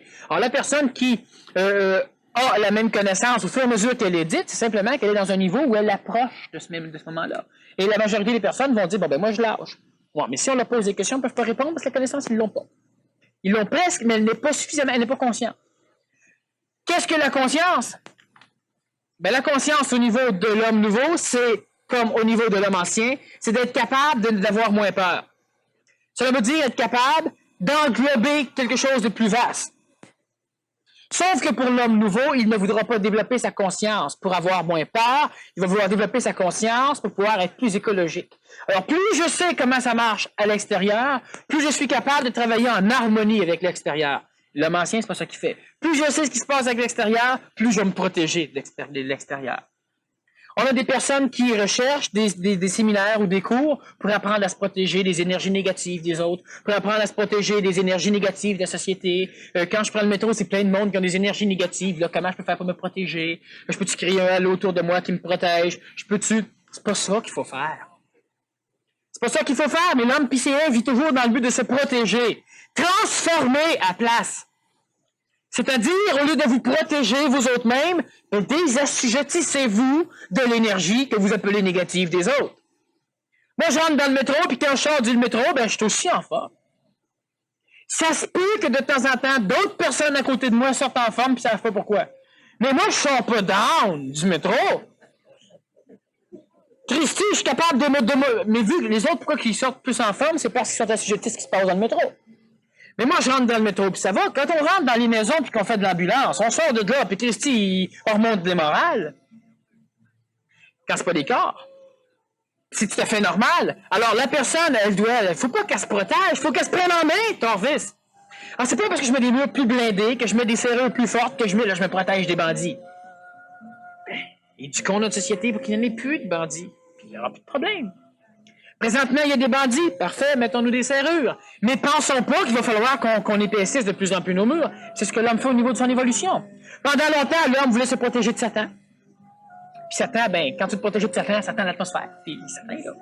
Il faut que l'homme se désassujettisse de ces mécanismes-là. C'est pas le diable qui me fait faire ça, torieux. Si je l'ai fait, c'est parce que je n'étais pas conscient. Je vais me conscientiser, m'ouvrir mes portes, me savoir ce que je fais. Fait que quand on va faire quelque chose, me dire, c'est moi qui l'ai fait. Si c'était pas correct, maintenant je le sais, je le ferai plus. Je suis intelligent. Fait que laissez faire toutes vos maudites lois. Laissez faire vos poursuites en cours pour faire de l'argent ou pour n'importe quoi. J'ai compris. Tu sais, un gars qui va passer devant le juge, qui va dire au juge, oui, c'est vrai que je roulais vite, mais j'ai compris. Ben le juge, qu'est-ce qu'il devrait faire? Parfait, me revenez jamais en cours. Puis si le gars vient en cours, le gars dit encore, j'ai compris. Ça se peut qu'il ait compris. Mais si la personne, elle est suffisamment, le juge est suffisamment vibratoire pour percevoir, parce qu'on le sait quand une personne nous ment. Présentement, on ne trosse pas. On pense que tout le monde ment. On a un problème de voir. On veut tellement croire. Là, le juge ne veut pas croire. Le juge veut savoir. Il va savoir. Mais quand une personne a compris, t'as pas besoin de la punir, hein? Mais toi non plus, faut pas que tu te culpabilises quand t'as compris. Faut pas que tu te punis. Puis si t'arrives à te culpabiliser, toi, c'est parce que t'as compris que t'as pas fait correct. Si t'as compris que t'as pas fait correct, culpabilise-toi pas, tu viens d'apprendre. T'es mieux qu'avant. Puis toute l'énergie pour pouvoir faire mieux, tu la brûles dans la culpabilité. C'est ridicule. La méthode pas.